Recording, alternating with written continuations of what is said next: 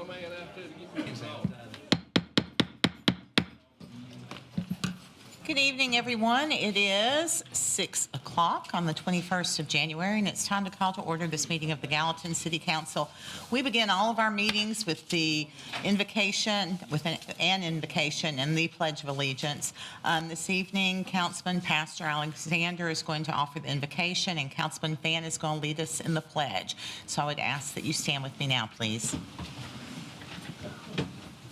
Let's pray. Father, we thank you for your hand upon us, for your hand upon this city, this state, and our nation. We ask your blessing upon them. Father, tonight, would you give us the wisdom of Solomon, the mind of Christ, Father, and the decisions that we make and what is best, and may the words of our mouth and the meditation of our heart be acceptable in your sight, O Lord, my strength and my Redeemer. I pray in the strong name of Jesus. Amen. Amen. Please join us in the pledge. I pledge Allegiance to the flag of the United States of America and to the republic for which it stands, one nation, under God, indivisible, with liberty and justice for all. Thank you. Ms. Kittrell, if you would call the roll for us, please. Vice Mayor Hayes. Present. Councilman Alexander. Present. Councilman Carter. Present. Councilman Fan. Here. Councilman Fennell. Here. Councilman Jones. Here. And Councilman Juvance. Mayor, we have a quorum. Thank you so much. Thank everyone for being here this evening. There are no minutes for your consideration this evening, so we'll move now to public recognition. This is the time that we have at each meeting. It's public recognition on agenda-related items. So anything that's on the agenda can be addressed during this comment period. You'll have 5 minutes to speak. We ask that you give us your name and your address for the record. I would remind you, because your comments may be relevant to one of the public hearings. There are some public hearings this evening. The first public hearing is the rezoning from R15 to IR for the 104.87 acres south of East Broadway and east of Airport Road. The second public hearing is related to an amended preliminary master development plan for East Broadway retail development. It is a 1.93 acre lot. It is north of East Broadway, east of Municipal Park Drive. And then public hearings 3 and 4 are both, the first is related to the plan of service and the second is related to the annexation of a 17.181 acre parcel south of Nichols Lane, west of Woods Ferry. So if you have one of those items of interest that you would like to speak to tonight, you may wish to wait and do that under public hearing. So with that, public recognition on agenda-related items is closed. I'm sorry. I don't know why I said that. Public hearing on agenda-related items is open, and you may come forward to the podium, and I would ask that you kind of be ready to be the next person to speak if there's someone speaking there, and you can visit with the department heads at their table if you like while you're waiting. So with that, public recognition on agenda-related items is now open. I know people want to speak.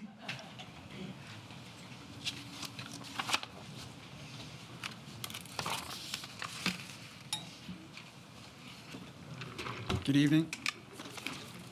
My name's Eric Schaefer. I am a resident of the St. Blaise Retreat community. Okay, I'm here to strongly oppose. Sir, we need your address. Oh yes, 1022 Brighton Lane. Thank you.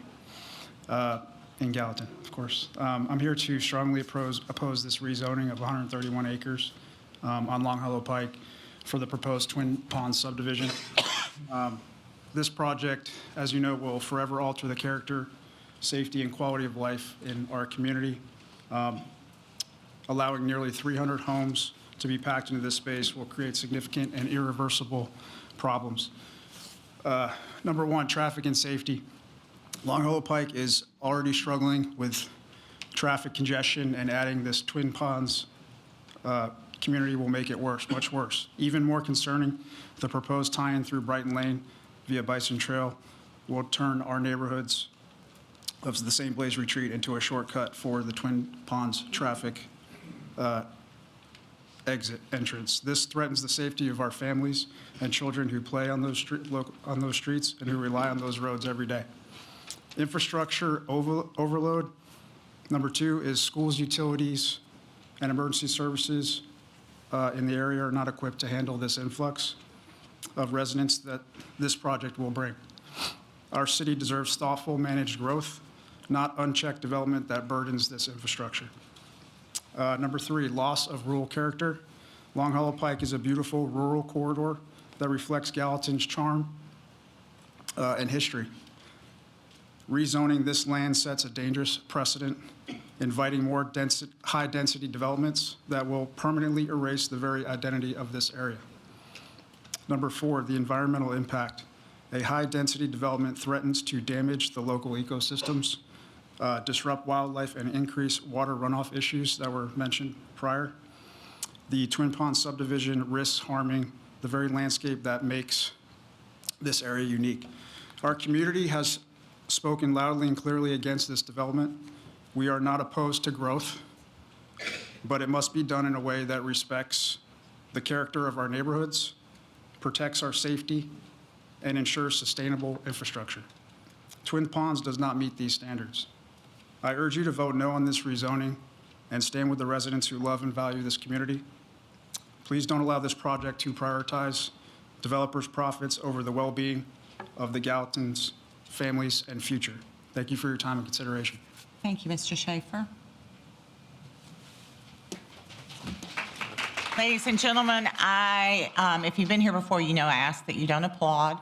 It seems like a trivial thing, but unfortunately, sometimes when there's applause, then people feel equally entitled to boo or to laugh, and we don't want to go down that road. So if you would just hold your applause, I'd appreciate it. Thank you. My name is David Moore, and I live at 1045 North Sugar Tree Lane, where I've been for more than 25 years. And I would like to second everything that this gentleman just said. And I would like to say that this development is out of character to the 3 sides that it's going to be butting up against: Sugar Tree, Long Hollow, and St. Blaise. I believe, I'm not 100% sure, but we're all zoned estate with a minimum of 2.5 acres, and you're going to stick these 4 houses per acre in between those 3. I just think it's totally out of character, and not to mention the fire safety, the traffic, the schools. There are just so many reasons why this is not a good idea. Thank you. Thank you, sir. Hi, I'm Bob Siver, 1572 Long Hollow Pike. I lived in this area about 20 years, and I've seen growth, and I've seen good growth, and I've seen bad growth. When my wife and I drive around the city, all over Nashville, we invariably hit potholes. And every time we do, we say, oh my goodness, thank God we're getting a football stadium, multi-billion-dollar football stadium, but we can't take care of the potholes. I previously lived in a city that had that was fastest growing county in the nation 3 years in a row. I was on the planning board there, and I saw it grow, and we had a responsible growth. There were 60,000 people, very close to what we have here. They now have 7 fire stations. They have a 2 ISO rating. I'll talk a little bit about ISO here in a second, which is what we have here. We went from a 4 to a 2. So they had a 2 also, but they grew responsibly. 7 fire stations. We have 4. I need to remind you of that. Our next door neighbor in Hendersonville has a 2 rating. Also, they have 7 fire stations. They're growing responsibly. I'm here to express my staunch opposition to the Twin Ponds project. Let's talk for a minute about ISO. ISO is an insurance service office, and they rate fire suppression. It's a schedule that they rate. We received a 2. Their evaluation is deep dive, and it goes into the police. It goes into the fire stations, what they can do, how they can service the community, how fast they can service the community. We got a 2, thank goodness. But that was based on 2021, when our growth rate was not close to what we are doing now. So they're almost entitled to come back out here again and to do another rating based on our living standards, how we have grown, that we haven't got another fire station basically, and they use a point system. So if they go from a 2 to a 4, Our insurance rates can go up. I don't remember any insurance rates coming down. We went from a 4 to a 2. As I said, we're growing a little bit too fast. We need a balance between the growth of people and the growth of industry as well. Most of the people that live in this area go out of the area to buy products and services. They don't go here. We have restaurants, but that's not really what keeps people here. They go for jobs in Nashville and sometimes in Hendersonville, but all over the county, not just here. I spoke with Representative Varsic, which is the company that does ISO. They plan on coming out shortly to most all cities and doing, again, another rating. If they hadn't rated you in 5 years, they can go up to 10 years, but I think they'll look at growth rates and they'll want to come back out here, I'm assuming. It's a disproportionate rating between apartments, houses, and industry. We have like 7,300 apartment complexes going up. They are rated on a commercial standard because they have to have fire suppression and they have to have a couple other things that normal houses don't have to have. So those are the things you need to worry about. There's 13,000 units being planned for the near future. It's a lot of growth. And ISO, if they start looking at it, they're going to make that kind of determination. They have a right to raise it basically on what they deem is there. I know military planners will always plan. It takes a month sometimes to plan a plan, put it together, but the moment it gets out to the battlefield, the moment the first shot's fired, that plan goes out the door. I know we have a master plan here, but we need to follow it. Be responsible, coordinate, and listen to the community. Finally, we have to remember the firefighters in LA. People died. Firefighters died. Houses were lost, thousands of them. They were close to each other. They had problems with winds and everything else. But there were some issues that was a responsibility of the city, the planners. They got rid of a couple of things. They reduced firefighter equipment. We need to grow with firefighter equipment, I think, to remain in an ISO 9000. And you have to understand, Los Angeles had a 1 ISO rating. And look what they lost. Thank you. Thank you, sir.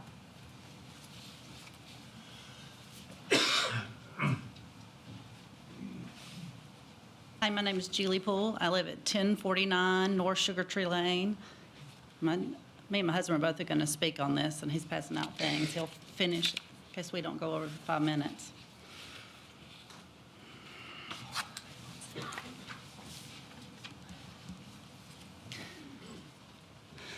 Wait till he patches those out, okay?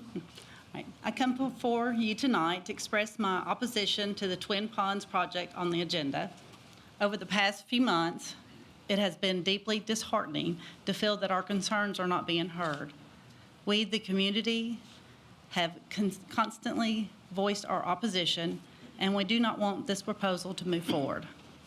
I respectfully urge you to listen to our collective voices and vote against the Twin Ponds project tonight. I want to speak briefly about the traffic study that was commissioned by Higher Ground Development, the developer. The traffic study was completed by Birch Transportation on 5/13/24. I trust all of you on the council have reviewed this report thoroughly, though I understand some of you might not have had a chance to do so. As representatives of the city and the citizens, it is crucial that we remain fully informed and diligent in our responsibility.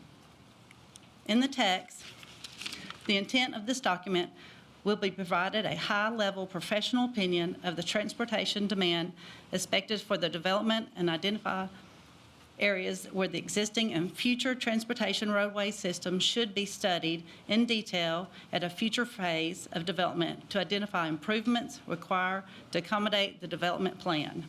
In other words, this study was not intended to be the only study done for this project. On page 8, which you have, the Birch Transportation includes a list of items that should be included in the future full study. That means these items were not considered for the completion of the current study. Items such as the number of access points, optimal locations for access points, number of entering and exiting lanes, traffic control, turn lanes, and storage lanes. It also includes a recommended study for a future scenario with and without the Bison Trail extension. Did this recommended future full traffic study occur? On page 3 of the survey, under section 2.2, it states, for this level of evaluation for the proposed development plan, turning movement traffic counts were not included.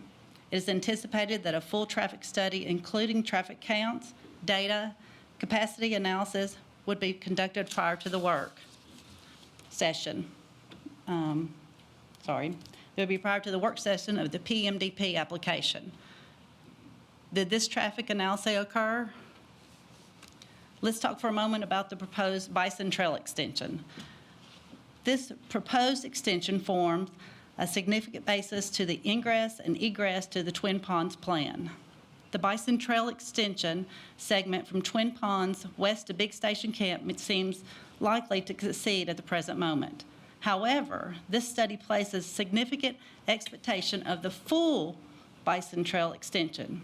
At the present time, Bison Trail extension segment from Twin Ponds to St. Blade Rose is a little more than dots. If you look at page 7, you can see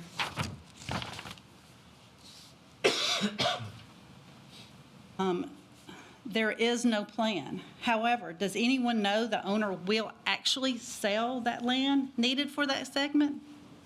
Next, let's look at the Bison Trail extension segment from the St. Blaise Road to the Greenlee Boulevard.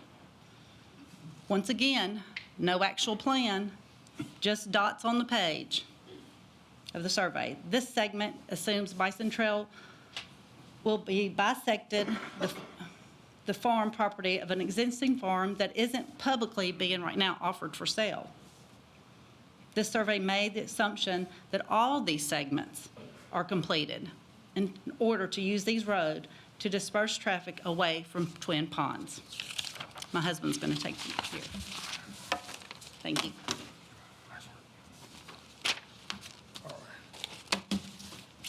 Hello, my name's Tony Poole. I live at 1049 North Sugar Tree Lane.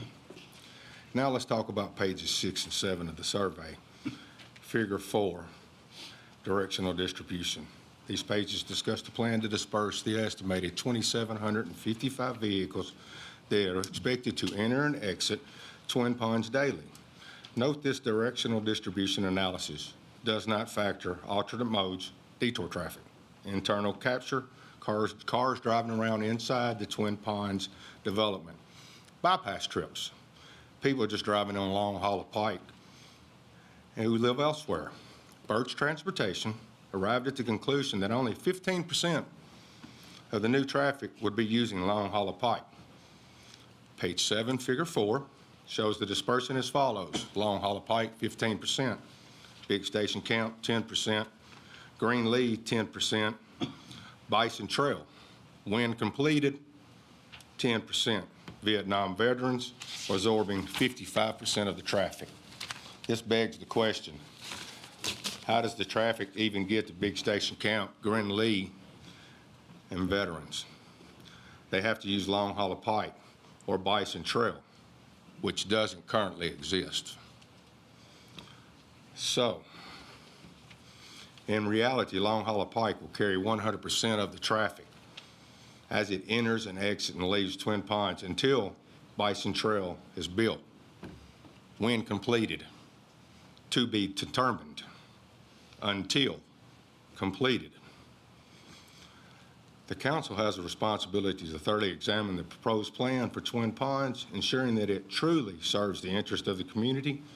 We respectfully ask that you carefully consider the concerns of your constituents before moving forward. Many of us are opposed to the current Twin Ponds development, and I strongly encourage you to vote against the rezoning proposal tonight. I'd just like to add a couple of things. Okay, we keep talking about Bison Trail. It's not completed. So everything until goes through Long Haul of Pike. Now, if you'll look at page 4, which I believe is the annual traffic from 2022 to 2023, there was 1,000 cars on Long Haul of Pike, which is about an average of 8 or 9% if you did the math. It's a little under 1,000. This development is going to take 5 years, I believe, to be built. Going to bring in 2,755, which the apartments, it's already been mentioned tonight, that's going to be added. And it's all going to be just on Long Hollow Pike, okay? Because if I'm wrong, you can correct me. The developer is only going to build so much of Bison Trail. And I believe there may be a park that's coming. So somebody's got to finish Bison Trail. Who? I don't know. To be determined. So we come back to until. So until Bison Trail is built, everything goes through Long Hollow Pike, plus your 9% interest each year on the additional cars that will come, plus your apartments that are already scheduled to be built. Okay? So basically what you're saying is 5 to 7 years from now, traffic on Long Hollow Pike is going to double. 11,900 right now as of 2023. You can't do 2024 because it just ended. So if it's another 1,000, we're right at 13 plus 2,755 plus the additional average rate of 8 to 9% per year for those 5 years. Can't handle a 2-lane road. Impossible. And I would just like y'all to really think about this and how it should be handled. Because we don't even want to talk about Bison Trail extending into St. Blaise, a 19-foot wide road. Cannot handle, they will not send a dump truck down that road. A concrete truck, wouldn't expect it, would hope they wouldn't. They will use Long Hollow Pike. And I hope that they would, because once again, they can't go down Bison Trail because it does not exist. It's thought of, it's planned, but it does not exist. And I would ask that y'all vote no and send this back to the Planning Commission. Thank you so much for your time.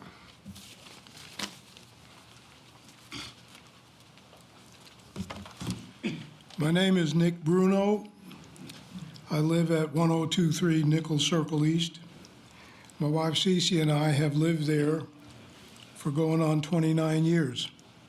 So we're fairly familiar with the city of Gallatin, and we love it here.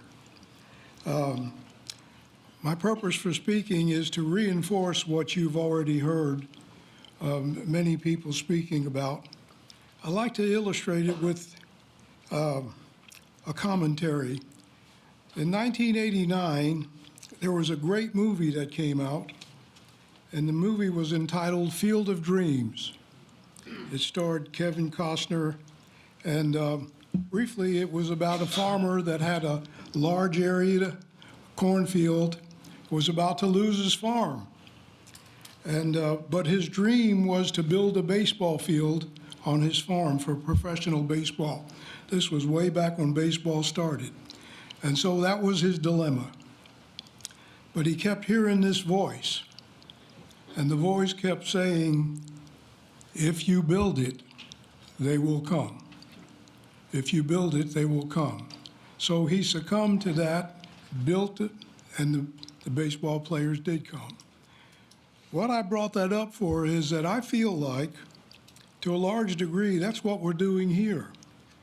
We're somehow listening to a voice that says if we build it, they will come. Who's going to come? Where are they coming from? We need to give our attention to the existing citizens of Gallatin. We're overbuilding, just to echo what everyone has said. And it seems to me that the problem with overbuilding is that the resources can't keep up. It just seems like it's over and over the same thing. I would like to reinforce this with a couple of personal experiences that I've had. Back this last summer, we had a lot of brush at our house, and as normal, I took the brush, put it up by the road, waiting for someone to come by and pick it up. It was 6 weeks before a truck came by to pick up my brush, even though I made several trips down to ask them when it was going to happen. And it was always, we'll be right out, we'll be right out. But they never came. 6 weeks to pick up brush in front of a house. That's not right. Recently, a few weeks ago, I had an appointment in Hendersonville at 5:30. I left my house on Nichols Circle at 10 minutes to 5. I couldn't get out of Gallatin because of the traffic. I wound up at my meeting at 5:45. It took me almost an hour to make a 15 or 20-minute trip because we have so much traffic here.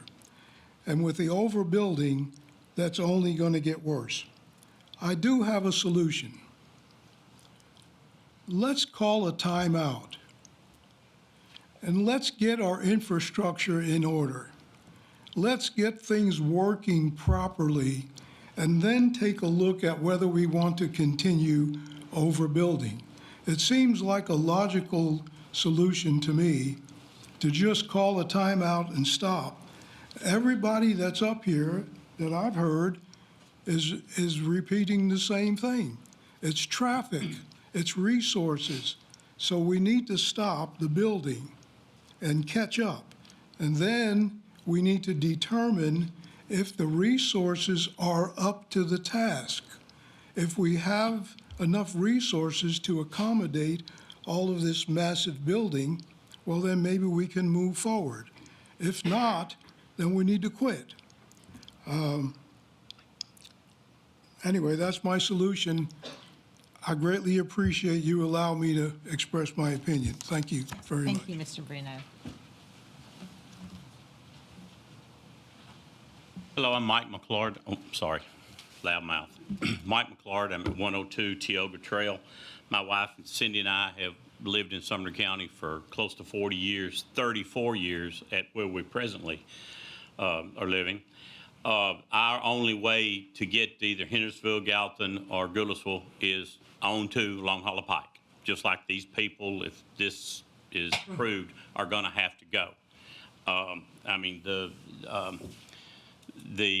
pools did a great job. Some of the very same things that I was going to talk about. I was even going to go back and tell you to go to page 8 and look all that up, but they've already said all that, so I won't do that.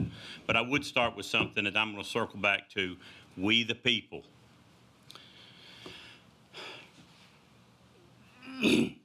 I'll get back to that in a second.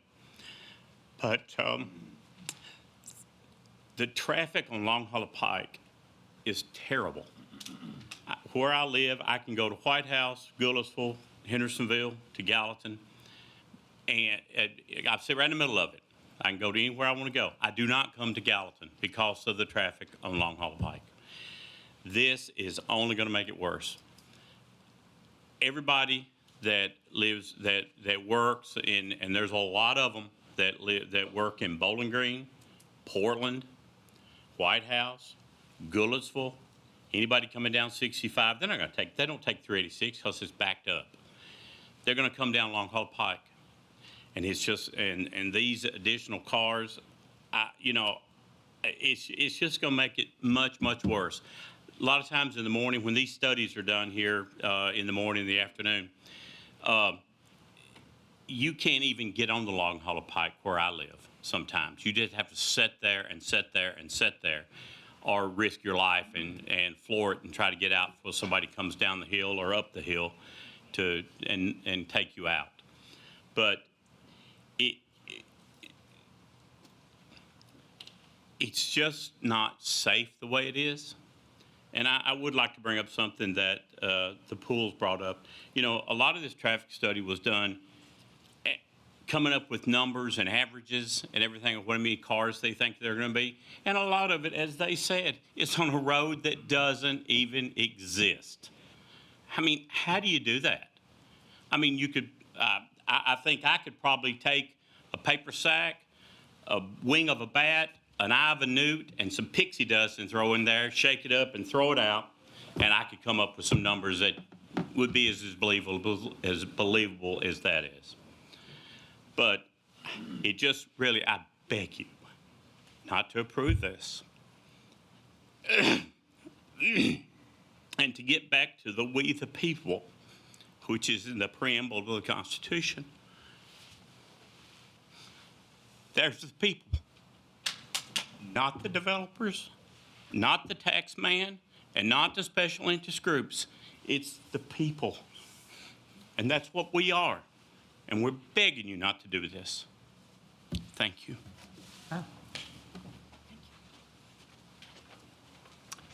Hey, my name is Ben Fry, 1029 North Sugar Tree Lane. This is my wife Stacy, and a couple of my kids are clogging up the seats back there. I spoke too long last time. Not really going to say much tonight, except to reiterate that the neighborhood doesn't really feel like this is the right approach. The R10 is secret, and there's got to be another way to do it to get Mr. Mitchell's property sold and built and whatever it is that he needs to do. But 300 houses is just too many houses in that space, and the infrastructure has been described as just not ready for it. And there's no plan to make it ready. We're like, we'll build it first, and then we'll figure out how we'll deal with it afterwards. It's just backwards. I can tell you that my family shops in Hendersonville, and we live on Long Hollow Pike in Gallatin because it's turning right and going away from the traffic. And tonight, the 5 miles from my house to right here took me 25 minutes. Took her less time because it was later. But it's not, the infrastructure isn't ready for it. 386 may or may not ever get fixed between the end of Long Hollow Pike and 109. We don't know. That's Tennessee has to do that, and it's 10 years or 20 years or who knows how long from now. And until that happens, this is all just going to get worse. Every day, every year, it's not going to get better. And there'll be people turning right, people turning left across traffic and being hit every year. So I just ask you to reconsider. Please vote no for rezoning. Thank you. Hello, I'm back. Kim Turnbull, 1046 North Sugar Tree Lane. And I just want to address a rumor that we heard last time that people had supported a proposed change of 20 less houses by the builder, and that's not true. We did not think that was a great idea or improvement and do not support that. So I want to put that to rest. Not one person has expressed support for the proposed Twin Ponds project. As elected representatives, I'm asking you to please, like my previous speaker, to please represent the people of Gallatin and vote no for Twin Ponds. Why would you vote yes after hearing the facts? I don't know. I wouldn't. This city of Gallatin mailer, which is right here, was sent out prior to the November elections. And it states that additional revenue is needed to maintain and improve essential resources. I'm sorry, essential services. What essential services need improvement? Is it the fire department? Is it the police? The roads? Doesn't state. Gallatin in 2023 had 5 contractual agreements for outside fire services at a cost of over $324,000. Is this one of the services needing improvement? Like my previous neighbor stated about fire service concerns, we're contracting out. That was in the 2023 Gallatin report. Gallatin is one of the Nashville's fastest growing suburbs. We're considered a suburb now, no longer that idyllic country. Between 2020 and 2022, Gallatin's population grew by nearly 12%. Transparency is called for. No proof that Gallatin is keeping up with the growing demand has been provided. Exactly the opposite was stated to sway taxpayers to agree to an increased tax in November of 2024. Therefore, I'm asking for a no vote on the Twin Ponds proposal. And you know the reasons that others have listed previously about building on wetlands and other concerns. Secondly, I'm requesting a cost of community services study. According to research on cost of community services studies, for the national average of every $1 of a home's tax revenue, residential services consume an average of $1.16 to $1.20. Residential growth increases taxes for everyone, while commercial development generates excess revenue. Since more of Gallatin's population commute out of Gallatin for work than remain in the city limits, it seems we are building a bedroom community rather than a fiscally, financially stable community. The MLS for 2024 review, which came out recently, states that there's been a 10% drop in residential home sales. We don't need these homes. Empirical evidence shows that residential development represents an ongoing fiscal drain. The mantra from some elected officials of more rooftops is never the answer. Is never the answer to physically stability or prosperity. Commercial and industrial land generates significant revenue from property taxes since it is assessed at higher rates. Additionally, agricultural lands pay more in local tax revenues than they receive in services. It's often claimed at community meetings that residential development will lower property taxes by increasing the tax base. In the case of Sumner County and its residential growth, when you compare net revenues to net expenditures, the imbalance is quite staggering. Finally, before there is any further change to zoning along Long Hollow, roughly between Big Station Camp and Greenlee Boulevard, I'm asking that City Council actively pursue a special overlay designating Gallatin a special, Gallatin, a sense of place put forth as a priority in Plan Gallatin by establishing the Long Hollow Preservation Welcome Corridor. This overlay may be modeled after Forest Hills' highly successful Hillsborough Pike District. The purpose of this corridor is to maintain and preserve the countryside park-like character in the area. Please listen to the people. Please. Vote no on Twin Ponds. Conduct a cost of community services study to ensure that appropriate infrastructure is in place and put that in place before any further development occurs. And finally, establish a Long Hollow Preservation Welcome Corridor. Thank you.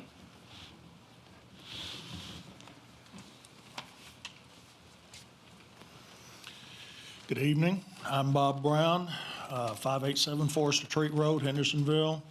I'm also a County Commissioner, District 17. I'm here about the Twin Ponds development.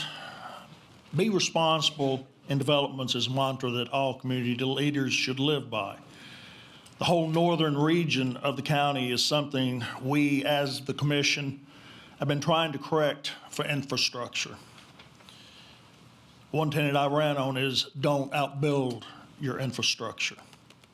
One thing the county would love is the impact fees the municipalities have. We could take care of the infrastructure, utilities, schools, staffing these schools. 78% of county money goes to schools, fire protection, and roads that we are stuck with when cities overbuild. Access for fire protection is one of the problems for this high-density development. One example I tried to set right was the continuous flooding of the American Legion homes for veterans. I got ARPA money from Uncle Joe in the tune of $500,000 to solve a problem due to overdevelopment. I hope the city of Gallatin puts it to proper use. I wonder what kind of flooding impact this development is going to cause for the community and their properties. This high-density development does no one any good. Gallatin is inundated with apartments going up everywhere, as well as other high-density developments. President Trump taking the reins of government yesterday, many illegals are removing themselves by self-deportation ahead of Trump's mass deportation. 18 to 20 million people are going to make a huge dent in our population. This action will impact housing as well as the labor market for these developments. I urge you as a fellow community leader not to approve this development. Thank you. Good evening, Council. My name is Jason Siver. I'm at 1572 Long Hollow Pike. I'm here tonight to express my strong opposition to the Twin Ponds subdivision on the agenda tonight for rezoning approval. I'm simply questioning the overgrowth and the irresponsibility that I'm noticing is becoming a very major point here. The growth is just staggering, and it's happening so fast. Initially, I was only concerned with what it would do to my property value, and I think that that's pretty selfish of myself. I'm noticing what this will do to all of my neighbors. Long Hollow is an exceptional place to live. It's why I moved there. It's why I'm choosing to raise a family there. I'm opposed to what it would do to the already heavy traffic, clearly. But since the primary point of egress for this community would be onto Long Hollow Pike, if there are actually going to be 297 homes, you're adding 600 more cars onto an already busy road several times a day. We sit on our front porch and we watch these fine gentlemen, our policemen, cruise up and down that highway so fast at night. And I've got a 2-year-old. I'm thinking about that already. That's going to impact me. It's definitely going to impact everybody in this room. I don't feel that you have a very good pulse on the residents of Gallatin, your constituents. You can ask them. I know a lot of folks here in town and the good people of the city are very tired of all the new construction on every available blade of grass every single day. These are things I don't feel the council adequately thinks about before you approve new construction. According to your own stats, there are 13,089 units approved. 7,369 of them are in the apartment, condo, and the TH category, 5,720 in the single-family category. Of this total, 5,078 units have some combination of Long Hollow Pike, Greenlee, or Station Camp involved in their egress. This represents 38.7% of all the construction projects. Of this total, 1,269 units have specifically Long Hollow Pike in common. If you assume that each unit has an average of 2 drivers, 2 cars, you now have an additional 2,500 cars on Long Hollow Pike. When you go back to Long Hollow, Greenlee, and Station Camp combined, the TDOT annual average daily traffic report from 2023 lists well over 28,000 cars a day using those 3 roads alone. Every single day, 28,000 cars. We're not even talking about red lights that might show up. The way that our fine officers drive to these emergencies it's going to be impacted. When these families occupy these homes, let's assume they have at least 1 child, some with more, some with less. Where are they going to go to school? Does Station Camp have room for 500 more kids?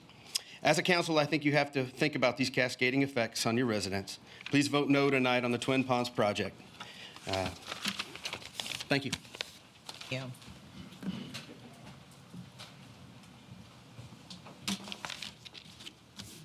Good evening. My name is Melinda MCM. I live at 1051 North Sugar Tree Lane with my husband, John. We've lived here for 34 years. Our property backs up to the proposed Twin Ponds subdivision, and we moved here from Hendersonville for the quiet, rural, idyllic countryside. In addition to the subdivision being completely unneeded and inappropriate for the area, I would like to discuss my concerns regarding the environmental impact this is going to cause. A study conducted by the civil and environmental consultants was noted at a previous meeting, and I feel it needs to be addressed. I was surprised that the Corps of Engineers does not come out until after rezoning. That seems pretty backwards to me, so I spent some time on that document looking at it. So I hope you are all able to study the document. It's very detailed and quite long and complicated. The study used the Tennessee Department of Environmental and Conservation Hydrologic Determination Field Data Sheet and the Corps of Engineers Wetland Determination Data Sheet to compile data. The study noted the parcel contained 7 wetlands, 6 streams, 8 ponds, 3 wet weather conveyance ephemeral streams, and 1 sinkhole. The study noted naturally occurring groundwater with all the streams, as well as the endangered streamside salamander, stoneflies and caddisflies, and fish. All that life is associated with clean water and a functioning ecosystem. The report also noted several soil types that were silt loam type of soils. So I looked up those soils and I found that there are challenges with building on loam soils, especially in a wet environment. Challenges include that loamy soils tend to swell and contract in response to fluctuations in moisture due to their high clay content. As such, builders must take additional steps when completing foundation work that are not necessary on other types of soil. The report included lots of pictures of the property, the streams, ponds, area designated as wetlands, wet weather conveyance areas. I hope you look at those yourself in case you did not make it out to tour the property. As I mentioned before, I live next to this parcel, and I can tell you that water on my property ponds and holds water, and runs down the hill to this area where the sinkhole is very noticeable. We see wildlife daily in the area: deer, wild turkey, all kinds of waterfowl, raccoons, skunks, rabbits, the list goes on. It is home to many different species. I mentioned the streamside salamander. The Gallatin City government has a dedicated paragraph on their webpage. Did you know the city of Gallatin is home to the state endangered streamside salamander? The streamside salamander likes to breed during the winter months and can be found in small seasonal streams from December through June. Salamanders eat insects, spiders, worms, and other aquatic critters, including nuisance slugs, mosquito larvae, and flies. But importantly, they serve as an indicator species for environmental stressors. Conservation of our native species is another reason why we try to minimize stormwater pollution, and that's directly from Gallatin City. So I cannot believe this council would consider rezoning this unique property from agriculture to R10 zoning that would allow 297 homes, roads, and pavement that would effectively destroy this ecosystem and potentially endanger our water supply. I've mentioned the groundwater with all the streams. So looking at the layout of the homes on the map provided by the developer, I see homes on top of homes. I see roads, I see pavement on top of this ecosystem, and 10 retention ponds. What does that tell you? 10 retention ponds. The ecosystem will effectively be destroyed. Why do we need to do this? Only about 5% of the land in the continental United States is composed of wetlands, but these transitional zones, neither completely dry or entirely liquid, are enormously valuable, especially when it comes to controlling floods. Wetlands act like natural sponges on the landscape, absorbing and then gradually releasing stormwaters and lessening flood damage. The rate of wetland loss has increased by more than 50% across the country since 2009. The main cause of wetland loss is development and agriculture. The loss of wetlands threatens flood control, wildlife habitat, and clean water. You on this council tonight have a unique opportunity to vote no to this proposal and save this ecosystem. This is about the future generations that live here. You're taking away an ecosystem that could be here for them. And I'll leave you with this one quote from an old article from the National Wildlife Federation. Wetlands are superb at purifying polluted water, replenishing aquifers, and harboring wildlife, but they are almost always terrible places to build houses. Perfect timing. Good evening, everybody. Tamar Baker at 1064 Montrose Drive. Also here to strongly oppose the Twin Ponds development. If you're in the room and you did not stand up to speak, can you also please stand? keep your comments to us. I know, I just want to show you. This is for you. Well, I think we understand. I just want to, so my point that I'm making, because the reasons why I vote no have all been said already. I don't have to add on to that because everybody said it so well. The point I'm trying to make is for every one person that stood here, there's 50 other people that are not standing here telling you the same thing. 50 other constituents, 50 other voters, everybody here. You may only hear a small fraction of us, but even in this room alone, let alone the people that couldn't make it, are all having the same point of view. There isn't a single person that I know that is okay with this development. So that's the only point I wanted to make. For all those reasons stated in front of me, from Mr. Schaefer on down, we all agree on the same thing. It's a strong no for Twin Ponds. Thank you. Thank you, sir. Evening. My name is Kathy McCaulay. I live at 134 Upper Station, Camp Creek Road. Like the previous gentleman just said, I'm not going to repeat all the other stuff. You all know that. But I want to bring up a couple things that should concern you. There are two things in this world that are irreplaceable. One of them is time, the other is life. If you approve this and traffic and the infrastructure isn't ready for it, I hope the ambulance that's trying to get to you can make it. I hope that everybody can get out of their driveways and onto the road and not waste most of their life sitting in traffic. When they built that school, nobody told me they were building a school when I bought my house. I have had to, 2 times during the day when school is coming and going, I have to pull my truck out and block 1 lane until somebody will let me in. Otherwise, I'd be sitting there for 30 minutes. So time is valuable. It's irreplaceable. Life is irreplaceable. And if you don't do the infrastructures first, like I said, I hope that ambulance can make it to you. Thank you.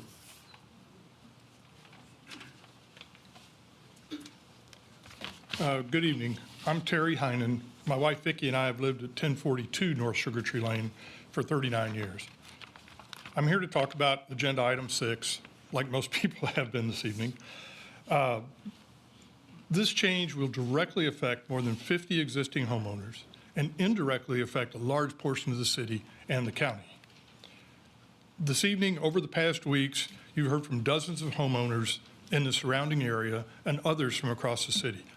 The speakers have described a long list of problems concerns inherent with this request to substantially change the zoning of this area, including a dramatic and potentially dangerous increase in traffic, housing density that is in no way compatible with the surrounding area, major environmental concerns, the difficulty for emergency access to the area, and many more. We have not heard a single citizen speak in favor of this rezoning. That's 0 for, 100% against. I can only think of a handful of people in support of this rezoning. 4 of them have a vested interest. The current landowners want to make money by selling their properties. The developer wants to turn a quick profit for his investment. The builder wants to maximize his profits by building as many houses as possible within the R10 requirements. The only other supporters seem to be those members of the City Council who have continued to vote in favor of the rezoning. I'm still waiting for someone to address our concerns and explain why this rezoning is in the best interest of the surrounding neighbors and the other citizens of Gallatin. As you discuss the agenda item tonight, if you continue to favor the zoning change, please explain to your fellow council member and all of us here and those watching at home the reason for your support. Why does this rezoning make sense? How does it enhance the quality of life in Gallatin? How does it adhere to the Plan Gallatin document? It's apparent the rezoning is clearly not what's best for this area and what the community wants. So tonight we ask you to vote no to this amended ordinance. Thank you. Thank you, sir. Good evening. My name is Randy Daviud. I live at 1596 Long Hollow Pike. I'm the house directly across from the entrance of what's being proposed. It is definitely a safety concern when you look at the amount of traffic that something like this is going to bring about. I don't envy you your jobs. I'm not telling you how to do your jobs. But I would beg that you take all the concerns that the citizens have definitely expressed and align those with what really makes sense to this property. And it's sure not this development. There's way too many houses, way too much traffic. The decision you make on this not only affects me, I'll be dead and gone someday, maybe sooner than later, I don't know. But generations after me will be impacted by this. That's a huge, huge responsibility. I know that. I'm sure you folks are all up to the task.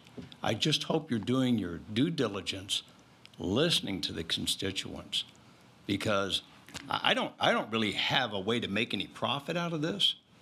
It going in, it's not going to make me a nickel. It not going in is not going to make me a nickel. But it's sure going to have a huge negative impact on my neighbors, myself, my family. Some of us took our entire life savings and bought a home with the idea that it would be basically our toe tag house, the house we die in and they drag us out of someday. I would like to think that that house that I have right now is going to be that for me. But with all the proposed things that are in this, it's not lending itself to be that great of an experience. Just thinking of the construction of this and the amount of traffic that those construction itself is going to cause. A lot of big trucks, cement trucks, they're not going to airlift anything into this area. Everything is going to come down Long Hollow Pike. That's the only entrance they're going to use. Just even the construction of it is going to have a huge negative impact. We knew from the beginning of this that we were battling a huge force, a developer that has a lot of money, a lot of political influence, and we knew it would be an uphill battle. But you know what? We rose to the occasion.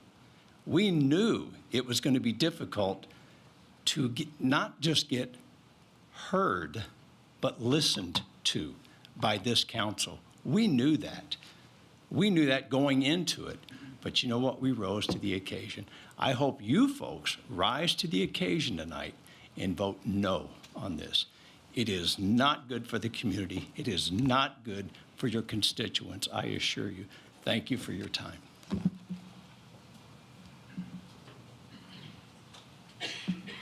Roxana Damude, 1596 Long Hollow Pike. I stand before you today as a concerned citizen, one of many, who we are trusting you with the responsibility to represent our community. We, the residents of the city, have consistently voiced our concerns about the proposed Twin Ponds subdivision. I ask you to truly listen to us now. It is your duty to protect and serve the people who elected you. We oppose this development, and we have made our voices clear. If this project moves forward, it will have devastating consequences for our community. First is traffic. Our roads are already under strain. Traffic congested is unbearable, and the addition of more vehicles will only create a bigger problem. We fear for the safety of our families and neighbors, children, and the risk of accident will undoubtedly increase. I'm deeply concerned about the environment, the impact this development will have on our land. Wetlands are vital to the ecosystem. They help maintain groundwater levels, reducing flooding, and support local wildlife. Once destroyed, they can never be restored. The long-term effects on our environment could be irreversible. This project is not just about development, it's about the future of our community. We need to protect our environment, ensure safety of our residents, and preserve the character of our neighborhoods and Gallatin. I urge you to vote no on the rezoning for the Twin Pond subdivision. The people of the city are speaking out, and it is your responsibility to listen, to stand with us, protect our community, and make the right choice. Please vote no on the rezoning for the Twin Ponds project, and also for the people that will be buying homes in that community that have no idea because they can't foresee what's going to happen. Thank you for listening.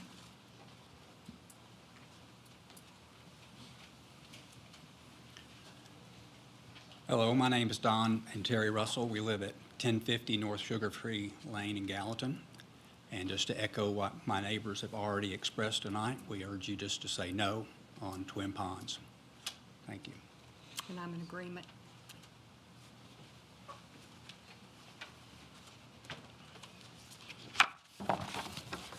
Don and Terry, my next door neighbors, they're very short and sweet, aren't they?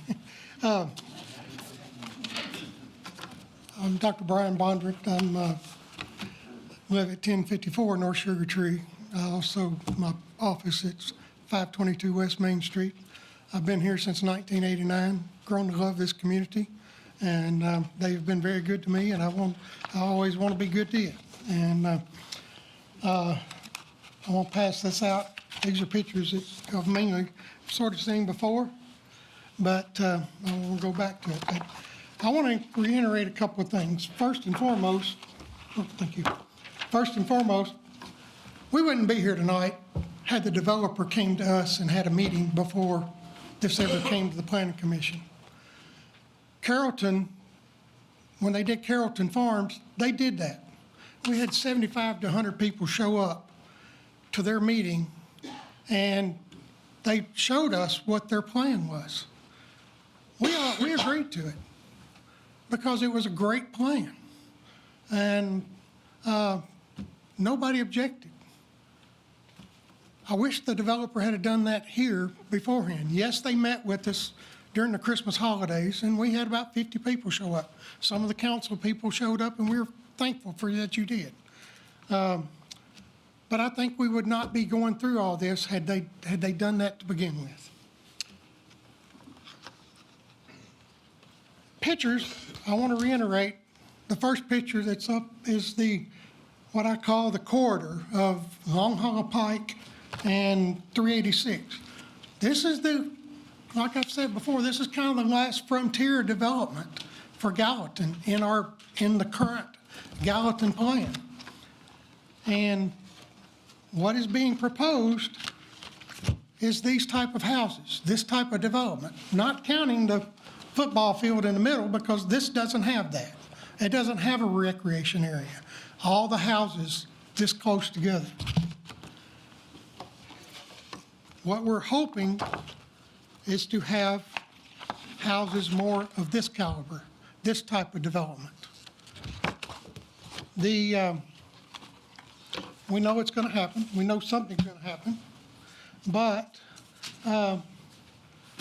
we want it to be right. We want it to be done properly, and that's what we're asking. I'm not going to go through the traffic counts. It's already been covered very well tonight, so I'm going to skip that part. But one thing I do want to talk about, I'm so confused on the setback. These houses have a 6-foot property line, which is from here to the wall, 6 foot to the property line. You get two houses together, you have 12 feet from the property line. You definitely can't get a fire truck in there. The firefighters, I know it is in the plan, and I know that it's been done. And ever since I've been in Gallatin, it's always been a 10-foot to the property line. And I don't understand how that changed and why that changed, because I see that as a major fire hazard between houses, unless the houses are built totally brick with metal roofs. Otherwise, we may have another Los Angeles and Palisades. And I don't want to put our firefighters in danger, and I don't want to put our citizens in danger of having something like that with houses that close together. So the other thing about that is water source. This water is not supplied by Gallatin. This is White House water. I've lived out there for 28 years, and the water pressure's not always full. There's times they have such a big area, they have water breaks, and the water pressure goes down. So if that happens to occur when a fire breaks out, guess what? We're in the same predicament that LA's in. They don't have water to fight a fire. Yes, there's some ponds out there, but they don't have the water pressure. The other thing that I want to address, I thought it was very interesting. All of you got this past water or gas bill, you got this in your bill, which is the innovative actions for stream stewardship. I thought it was great because it's perfect timing. And so I encourage you to vote no on this development, because we need to do it right. We need to take it back and do it right. Thank you. Good evening. My name is Linda Carver, and I've lived at 1021 North Sugar Tree Lane for 28 years. A good neighborhood, good neighbors.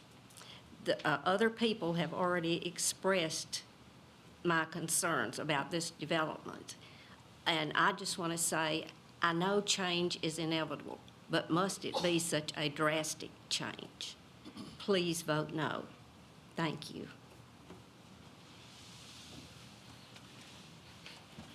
Evening, Council. Chris Galicki, 1026 Brighton Lane. I'm trying to be quick with this, echoing everything my peers have said. Don't need to go over that. My concerns are Brighton Lane. There's a rumor, wasn't able to attend the last meeting, that they wanted to tie into Brighton Lane again. I do not understand that Brighton Lane will eventually have to be tied into the park that's playing back there. However, I do not want to see, or hope I don't want to see, that turned into a major road for construction to go through. That was brought up when in initial planning, and multiple people on the council, on the planning commission, said no, they didn't want to tie into another neighborhood. There's only one way in, one way out of St. Blaise Retreat. So, and those roads can't handle it. Another item, schools. You're gonna put in 300 homes there. Where would they go to high school at, these kids? You're not gonna send them to Gallatin. Well, I'm there at Gallatin. We got almost 1,800 kids at Gallatin. We're overflowed. Station Camp's got 1,100, 1,200 kids. Liberty Creek, the last time I looked for 2023, 2024, they have almost 900 kids. I know that number's gone up. So that's a concern that I think people need to think about too. All right. Last thing I'm going to say too, 25 years in healthcare and now in education. One thing I've learned that's most important is strong relationships and building relationships. I feel like, and I probably don't need to say this, you guys probably know that relationships with our city council and our community, our citizens, is struggling, it feels like. I know y'all don't want bad things said about y'all. We don't want bad things said about us, right? Where I come from now, my administrators are big on building relationships. My point with that is if you listen to the people, the peers, maybe we can start building those relationships back again and vote no on this Twin Ponds subdivision. Appreciate it. Hi, Lauren Hunter, 1030 Brighton Lane. I've spoken before against the Twin Ponds development. I'm not going to reiterate everything everybody said because everybody said it exactly well. I'm just going to ask this council again to please listen to what everybody's saying, because there's not been a single person that I've heard in any one of these meetings that's been in support of this development as it's being proposed. So please vote no. Hi, I'm Carrie Ferris. I'm at 1069 Montrose. I have a whole list of stuff, but everybody's already talked about all of it, so I won't bore you with repeating it again, but just want to say to please reconsider and vote no on this project. Good evening. My name is Natalie Bondurant. I also live at 1054 North Sugar Tree Lane, and I would like to echo everyone else's statements and implore you all to vote no for our future generations and the future of our city and our beautiful green spaces. Good evening. My name is Connie Kelly, and I live at 1001 Glasgow Court in St. Blaise Retreat. And I echo everybody else's sentiments. I can repeat about the infrastructure, but I don't think I need to. I have deep concerns about the schools already being overly crowded. But more importantly, it goes to the connecting to Brighton Lane. The community is a beautiful community full of children who love to run the neighborhood. When I went home last week and mentioned to my daughter that it would be connected, her first words were, "No, you're not going to let me run the neighborhood anymore." True, I would have deep concerns about letting her go through the neighborhood on her scooter, hoverboard, rollerblades, bike, whatever it is, with the amount of traffic that would be coming through the neighborhood if we connected. So I just ask that you, again, listen to everybody and vote no. Thank you.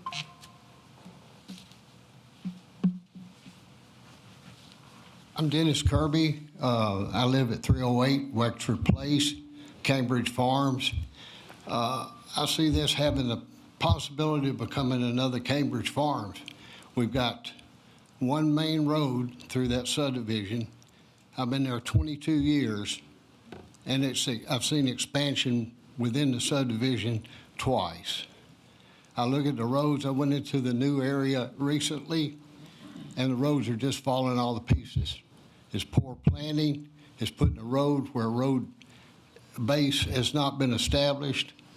We deal with all those people coming off of Highway 25, making a shortcut over to 386, coming back toward town or going out Long Hollow or intersecting Greenlee Boulevard. This will only add to my woes. I can't get out. You've got a 50-mile-an-hour speed limit. When you turn at that light at the intersection of 386 and Long Hollow Pike, why in the world has that speed limit not been changed? You added 2 or 3 more projects in there, a subdivision, an apartment, before you get to Cambridge. And I see possible construction happening right across from the entrance of Cambridge Farms. Go there sometime and try to get out in the morning to get to work. It's almost impossible. That line keeps getting longer every day. I've seen changes with the economy. The subdivision was structured well when I moved there 22 years ago. Now I see 4, 5, 6 cars in driveways, people with their children living with them. I see construction equipment shortcutting over from 25 to Long Hollow Pike. Our roads can't handle it. It's not been that long since they repaved that main entrance that goes from Long Hollow back to 25, and it's already coming all to pieces. I see one change.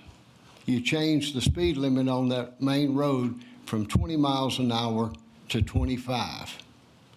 I don't really know what that accomplished, but it's not the same subdivision I moved into, and I would hate very much to see this project become another Cambridge Farms. Thank you.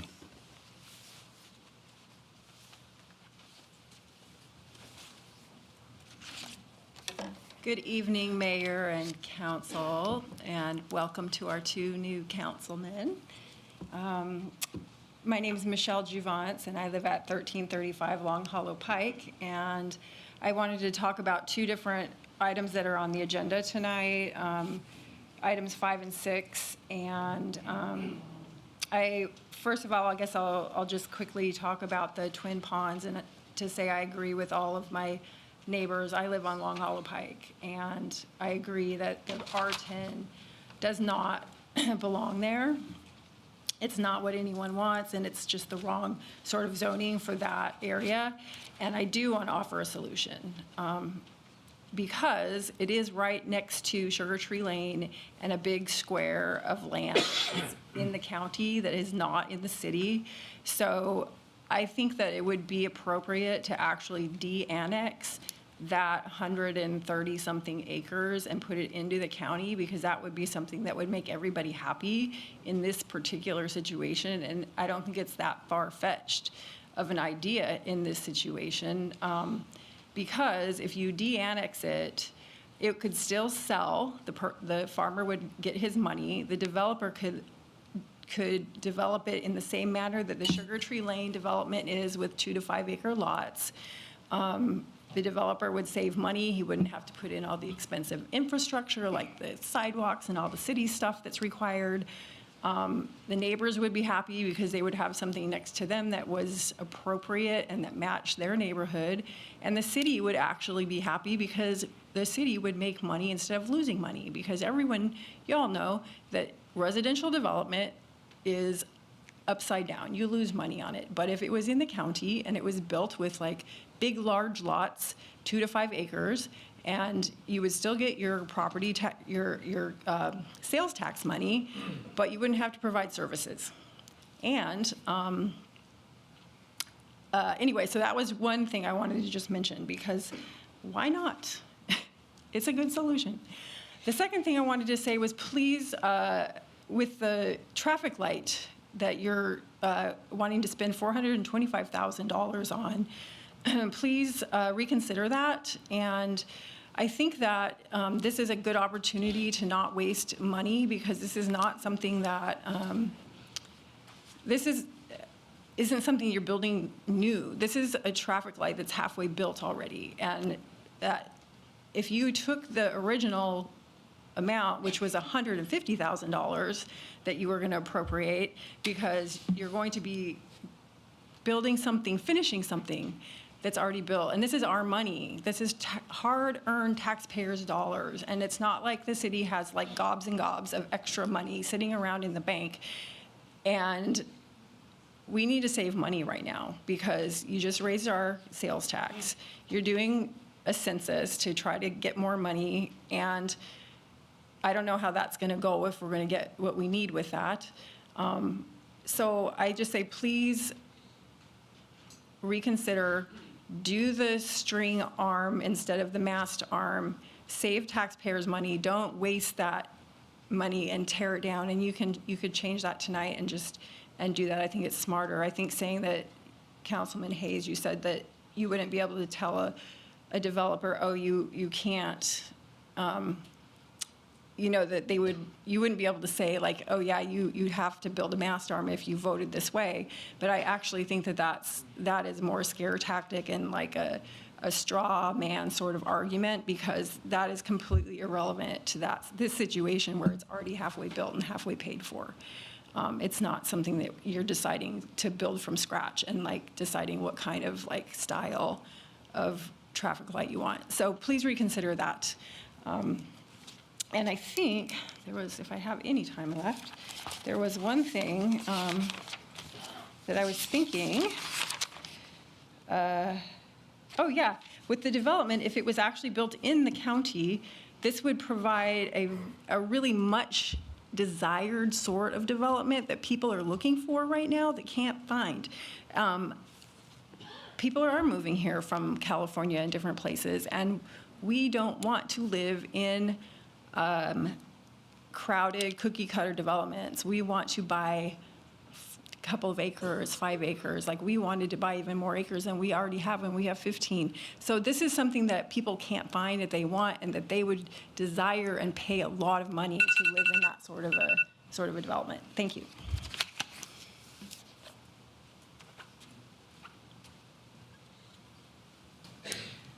Hello, my name is Betty Russell. I live at 601 St. Blaise Road.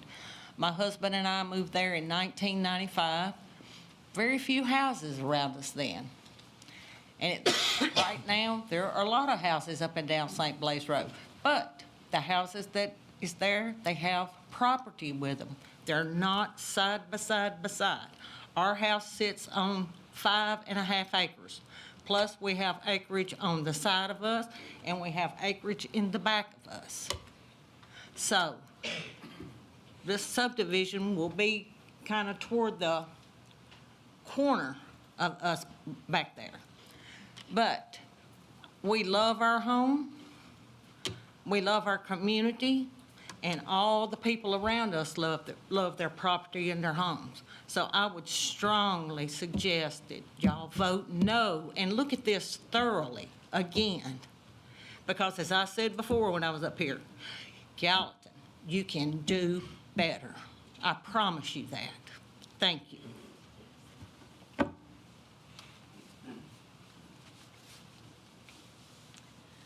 Good evening. My name is Kelly Murray. I live at 1006 Aldrich Court, and I'm in the St. Blaise Retreat. I agree 100% with everything that everyone has already shared. A personal note, I am also a teacher at Sumner County Schools, and a huge concern not only for overcrowded schools is the bus situation.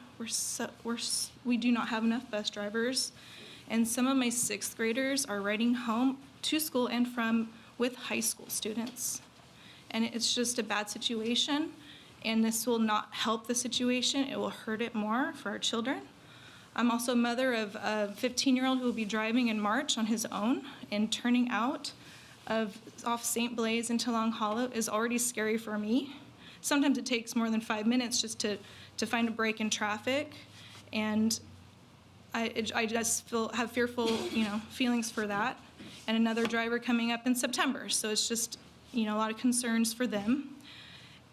And one last thing, on St. Blaise, you can tell who's cutting through that area already versus neighborhood residents because they speed, it's 25 miles an hour, and they just speed right through that area, and it's just dangerous. And if they don't live there, they don't think twice about it, and it's just real concerning to me. So I oppose this development, and I plead with you to vote no tonight. Thank you.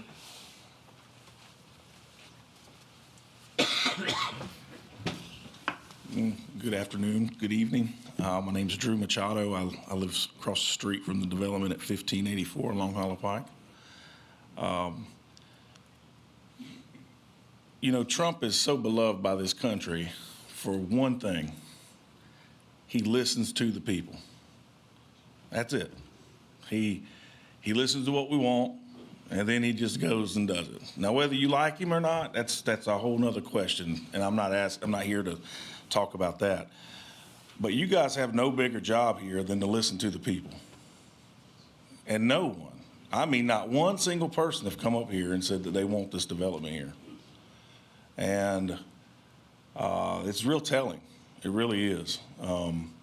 If you guys want successful careers in politics and whatever, if you want to go do bigger and better things, just listen to the people and do what they want. And, you know, our founding fathers found us adequate enough to give us the country and say it's for the people and by the people. You know, I'm not saying everybody is going to agree, but right now everybody's agreeing. We don't want it. And this is your guys' job, is to listen to us. And so we're just asking you, listen, we don't want the development for whatever reason. For me, personally, it's the traffic. You know, I've got small kids. My wife goes in and out of the driveway a lot, and we're directly across the street from the entrance, from these however many thousands of cars. And I literally sit there in the mornings drinking my coffee and watching my wife drive the kids to school. And I just think, what would I do if a truck hit them coming out of there? What would I say? What would I do? I mean, this is the stuff that we're dealing with. We can't handle the traffic. The people are saying we don't want it in its current form. We're not saying we don't want it at all. We don't want it in its current form. It needs to be scaled down, slowed down, and we need to think about this. So I'm voting. I want you guys to, vote no. That's where I'm at. Thank you. Thank you. Is there anyone else that wishes to speak under public comment on agenda-related items? Okay, I'll declare public comment on agenda-related items closed and move now to mayor's comments. I have a whole list of things based on the comments that were made this evening, but I'm not going to go through them. The one thing that I do want you all to think about and understand, I don't think in my many years here now, we've ever had a neighbor that was in favor of a development that happened next to them, ever. They're always against what happens next to them. It's the classic situation that you find yourself in when you're used to seeing the pretty open land. I mean, it happened to my family. It's happened to about everybody I've ever known that grew up in Gallatin, at some point. And so to say that nobody's for it and that should be, a shock to us, I've never seen somebody come up here and be for a development that's happening next door to them. And that would have translated into a lot of development that was never built in this community. Some of you live in it, that accommodates not just the people who are wanting to move here, but the people who are from here, the children of residents, the parents of residents who wish to downsize. It's been interesting to me to kind of watch some of the developments, that happened even before I was in office and the complaints that were about it. And now some of those same people are living in those developments because they understood that they came to that time in life where they wanted that kind of option for living. And so while I hear your argument, it makes all the sense in the world. I do want you to understand that we've just never had a single person come up here. I said you always get people to pay attention if you threaten to build a Walgreens next door to them, and that our experience has perpetually been, and this is not unique to Gallatin, it's universal. I'm sure that when President Trump has done all of his developments, that the neighbors around there were against it. But the experience that we have here, and like I say, it's universal, is that everybody wants to live within a mile of whatever popular department store there is. I won't say the name, but they want nothing but farmland between them and that department store. And we all want idyllic ways to live, but the reality is that housing has become a real challenge all across this country, exacerbated here in Middle Tennessee because of the popularity of Nashville and all the reasons that make Tennessee attractive for other people to move here. And that's not set for me. It was for the last speaker. I know y'all like me to shut up, but if we were just accommodating the people that are from here, we'd have an entirely different scenario. But Tennessee's really attractive, and that's a good thing. Nobody's property values have gone down, and it's a challenge. I mean, I don't think anybody up here wants to be having to figure out how to accommodate all the people who are coming here and what that's done to our housing affordability primarily. With that, just a few comments I do want to relay to you all. First of all, this is something that I've never mentioned before, but considering our workforces, how our workforce is affected the start of this week, ladies and gentlemen, there's a lot of flu out there, so please be safe, be careful. We have a lot of people out. We appreciate Larry stepping in this evening. Be very, very careful. Certainly, I want to recognize the new president was sworn in yesterday. I would share that any effort we can all make to come together as communities and cities and states and this nation is going in the right direction. To that end, yesterday, the NAACP hosted their annual MLK Unity Day. This is something that's been happening in this city for decades, and so I really want to acknowledge the commitment that that organization has had to that. It is unique for a community our size, and it's really special. And yesterday, it was really nice. I mean, a lot of people said a lot of things, but former state representative, state senator, and Metro Councilwoman Brenda Gilmore spoke, and she was fabulous. It was, I wish I had recorded all of her comments because I was so fascinated. She did a very good job. There were a lot of people that walked in the cold weather. I recognized Councilman Carter, Chief Bandy, but good to be there. Council, you did receive a press release this week about Alexander moving. Oh, and I said I wasn't going to address a lot of things, but I do hear all the time that, we don't need more houses here, we need more industry, and we need more retail amenities.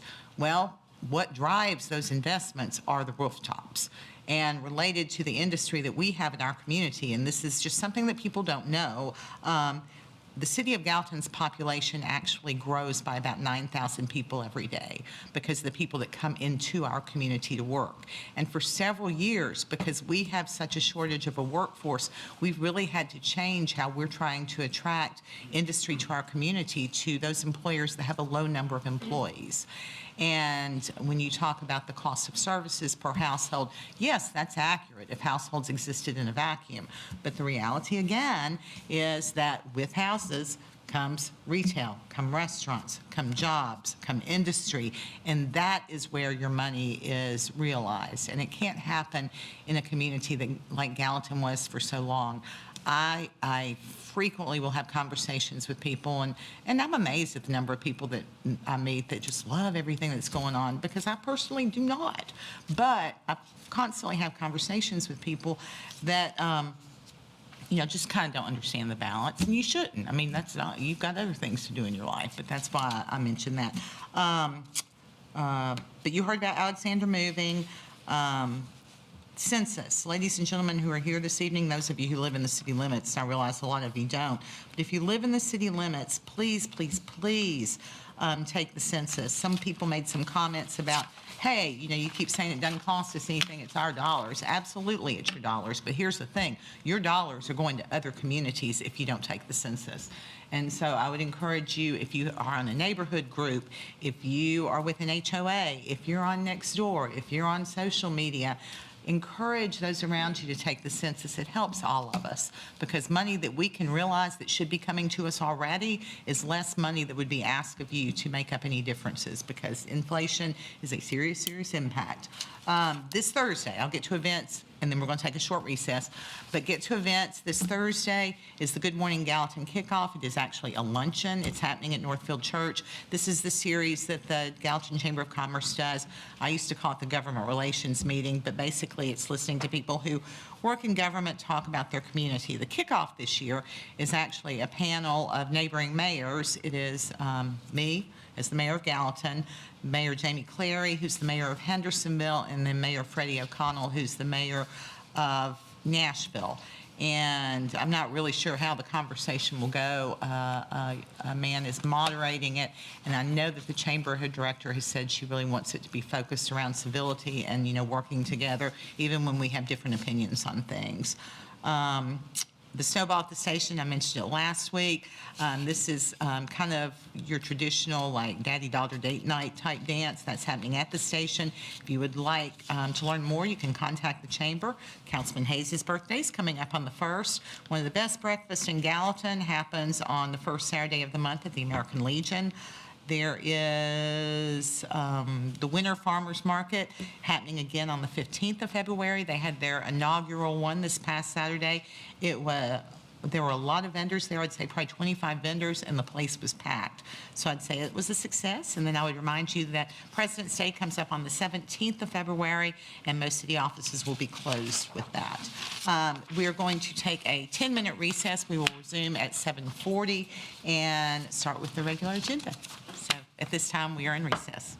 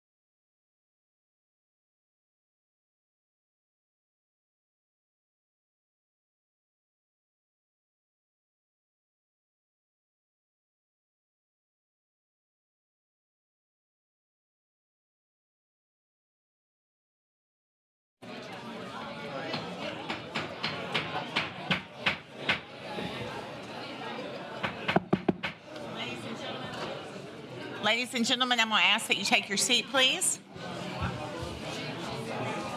Hopefully the rest of the council will do as well. Yeah. Good for them.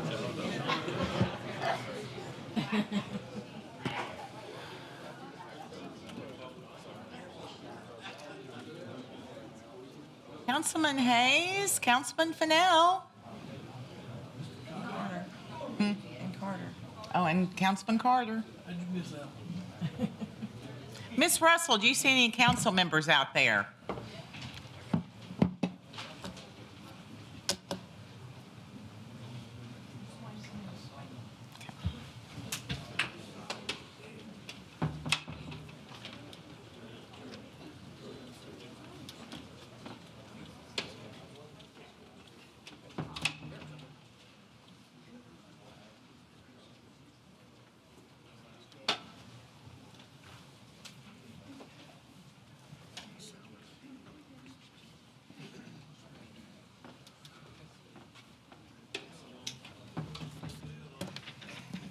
Okay, I'm going to call this meeting back to order. Councilman Juvance has asked to be recognized when we reconvened. Thank you, Mayor. We have some commissioner from the County Planning Commission who just finished a meeting and who came here to make some comments because that's going to touch the county. So I would like to suspend the rules to let them come and comment on the Twin Ponds. Again, they just finished a meeting. Everything is stacked up, so people can't go to different stuff. So they made the effort to come here, so I appreciate if we could suspend the rule and let them speak. I make a motion. Second. I have a motion to suspend the rules and allow specifically additional speakers. I don't want to open it. Specifically members of the County Planning Commission, Okay. not. All right, so a motion and a second. Any questions about that? All in favor of suspending the rules and allowing the additional speakers, say aye. Aye. Opposed, say no. No. Okay, am I going to roll call vote this, please, Ms. Kittrell? Vice Mayor Hayes. No. Councilman Alexander. Yes. Councilman Carter. No. Councilman Fan. No. Councilman Fennell. No. Councilman Jones. Yes. Councilman Juvance. Yes. Okay, the motion fails 4-3. Not under this commission's watch, but I was not allowed to speak when I tried to speak with the commission about our fire department. And I'm sorry, we're going to move to the regular agenda. And the first item on the regular agenda is public hearing on ordinance 02412-73. Councilman Jones, to introduce that, please. Thank you, Mayor. An ordinance of the City of Gallatin, Sumner County, Tennessee, rezoning a 104.87 acre parcel from R15 Medium Density Residential District to IR Industrial Restrictive, located south of East Broadway and east of Airport Road, authorizing the revision to be indicated on the official zoning atlas, repealing conflicting ordinances, providing for the severability, and providing for an effective date. This is a public hearing. Public hearing is now open. If you would like to speak to this, you may come forward to the podium at this time.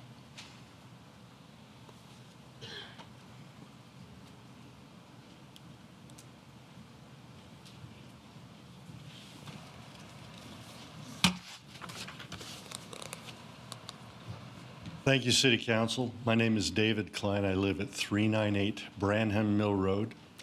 I'm in favor of this zone change. As I've repeated at other meetings here at the City Council, on any given workday, we send 50,000 of our residents outside the county to go to work because we don't have enough work here for them. It tells me that we need less houses, we need more businesses to be working here. And so I would strongly encourage that you do this so that we can have more businesses move into the county, give our people more jobs, and thereby have them spend their money in the county they live in, live closer to home, reduce the traffic that is sending our people to Nashville and other places outside the county. So please, please vote in favor of this. Thank you. Thank you, sir. Anyone else wishing to speak in this public hearing? Now would be your time. Okay, seeing no one else indicating that they wish to speak, I will declare the public hearing on ordinance 02412-73 closed. Move now to public hearing on ordinance 02412-74. Councilman Jones again to introduce. Thank you, Mayor. An ordinance of the City of Gallatin, Sumner County, Tennessee, approving an amended preliminary master development plan for East Broadway retail development on a 1.93 acre lot located north of East Broadway and east of Municipal Park Drive, authorizing the revision to be indicated on the official zoning atlas, repealing conflicting ordinances, providing for severability, and providing for an effective date. The public hearing, it's now open. If you would like to speak on this item, now would be your opportunity. Okay, seeing no one, public hearing on ordinance 02412-74 is closed.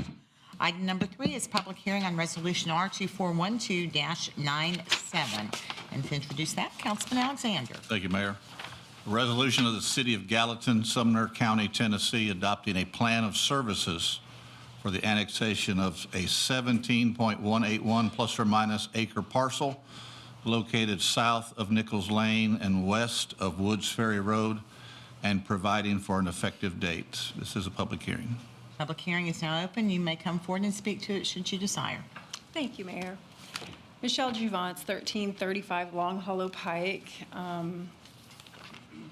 You all know I come and speak every time there's an annexation on the agenda, and I have for 7 years now.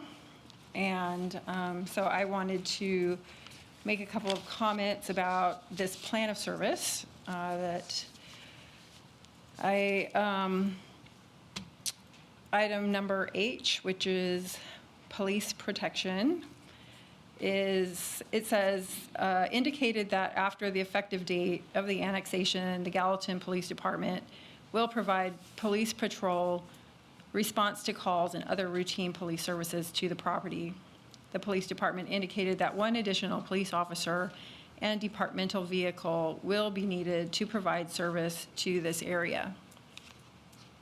So I have a question, which I know you don't answer questions, but this is a question for you to think about and consider. So I want to know, is our police department fully staffed according to the MTAS recommended officer to population ratio of 2.55 police officers per 1,000 citizens?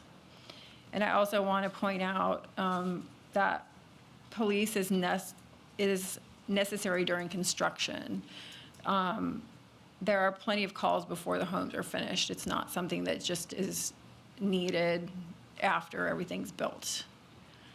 And then number M is the school system.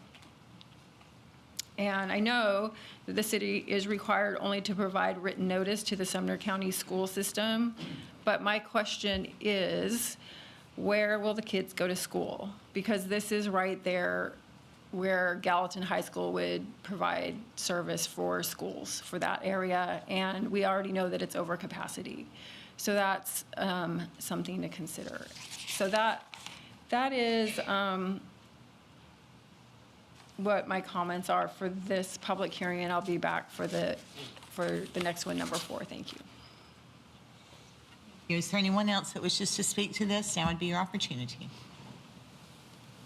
Okay, seeing no one else wishing to speak, public hearing on resolution R2412-97 is closed.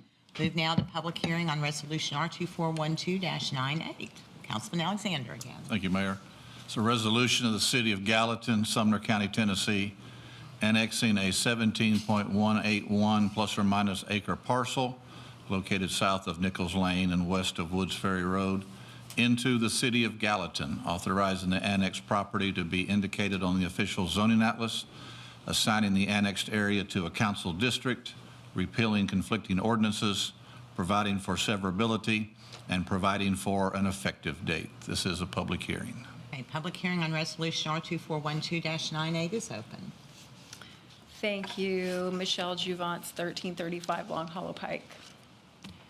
So as I've said multiple dozens of times, the city is in default on prior plans of services.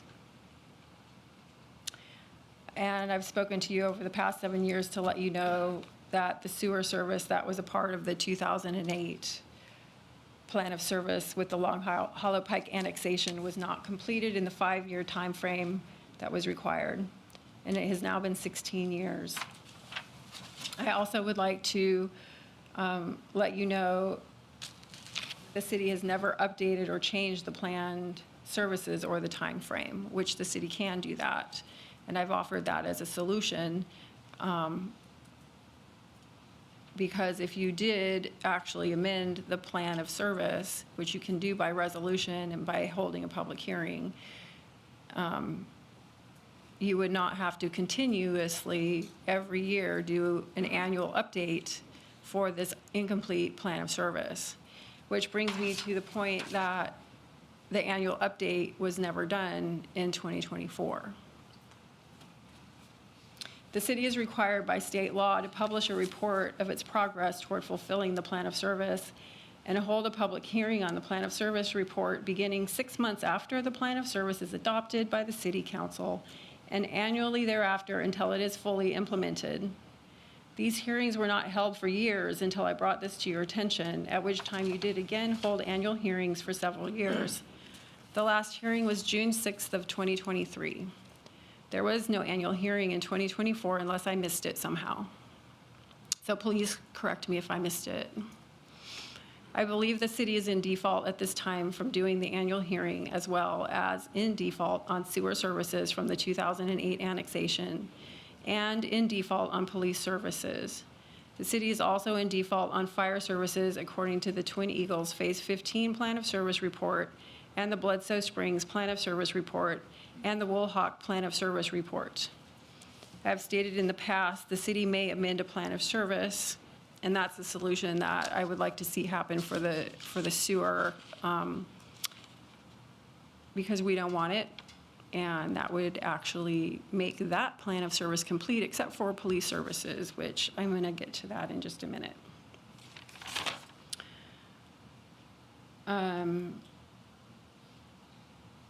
So for the fire services, there's 3 annexations that happened where fire services were spelled out in the plan of service, and they have not been completed, even though the developments are underway at this point. And those also, since we have a new fire chief who has actually better ideas about how to implement moving the 2 of our fire halls to different locations to be able to provide service to these areas, which is a better idea than what was actually spelled out in these plans of services. Those could be also amended, and would probably be a good idea to do that. So for the Bledsoe Springs, which I believe was annexed in 2021, under fire protection, it states, the fire department indicated that this annexation will place additional strain on Fire Station Number 1 and the system altogether. Due to the distance of this property from the primary and secondary response fire stations, as well as the extended emergency apparatus travel and response times required for a scene arrival. The fire department recommends that an additional fire station with the proper number of assigned firefighters and necessary equipment be provided in the eastern side of town. The fire department recommended that fire station number 6 be considered as part of this project. The station will be located on Commerce Drive, which is located only 0.5 miles from the property, but is approximately 2 miles from the property by current roadway access, and will require an average response time of 4 minutes. The annexed area is, as the annexed area is developed, fire protection will be evaluated to determine the sufficient levels of service and possible alternative access to the site. the city will begin the process of planning for the construction of the fire station to serve the area. This is also stated in the Woolhawk Plan of Service, the exact thing, because it's actually in like a similar area of town. And then the Twin Eagles Phase 15 fire service also states that it is without it is outside of the response time, and that an additional fire station number 7 should be built. But moving another fire station, I think, is actually the better plan. So these are, I believe we are in default on those fire services at this time. Also, regarding police services, this is where it really gets interesting because it's based on population. So MTAS has a recommendation because of the 2008 population, 2008 annexation and the population that we had at that time, which was a 2.55 police officers, sworn police officers to a 1,000 citizen population. So we've actually been decreasing our services because our population has grown, but our police ratio hasn't grown at the same amount. So it's actually required when you annex to keep the same level of service, that we have not actually done that. So what I'm kind of curious about is, we know because of the census that we have a 44,000 population from the 2020 census, but your estimated population of what we are is 50,000. So I don't know if you are going to be basing the police services on what the census says or on what what your estimated is, which you actually are probably accurate, but our census numbers aren't coming in that well. But even if we go with our census population of 44,000 that we had in 2020, I believe that we are understaffed with our police officers, because we should have 112 sworn officers for a 44,000 population. And if we have a 50,000 population, we should have 127 sworn officers.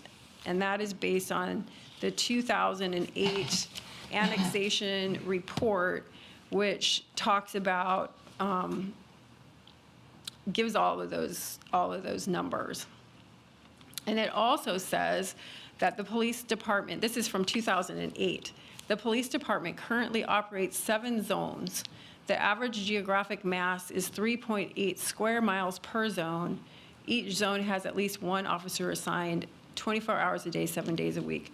And then it goes on to say that the geographic location and size of the area being considered for annexation will require the formation of an additional zone for police service, which I think we actually only still have 7 zones, but we should have more than that at this point, because it says that the creation of a new zone will enable the police department to fully service the annexed areas. In addition, as the population increases in this area, which has increased significantly, because if you look at the 2020 census, Councilman Hayes, you used to be my councilman. We were in District 4, and they had to redraw the lines because your District 4 had increased in population so much that they had to redraw the lines. And so now that we're in District 3, and that our current special census is like showing that we have grown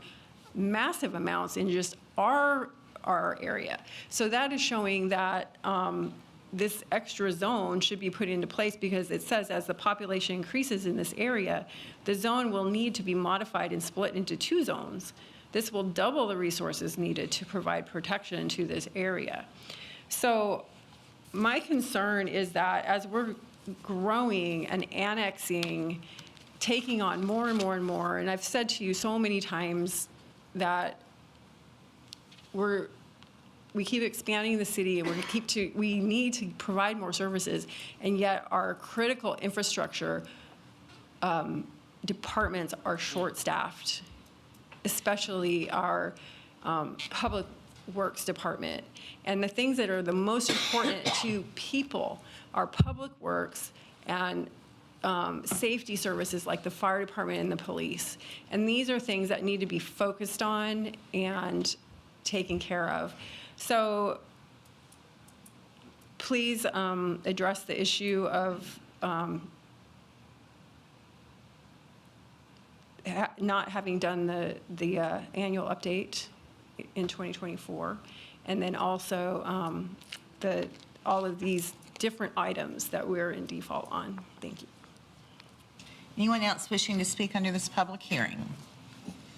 Okay, public hearing on resolution R2412-98 is closed. And before we continue with the regular agenda, Ms. McAulay brought to my attention that I had one train of thought that I never finished, and that was talking to the council and you all about the relocation of Alexander Moving, bringing their southeastern headquarters to Gallatin.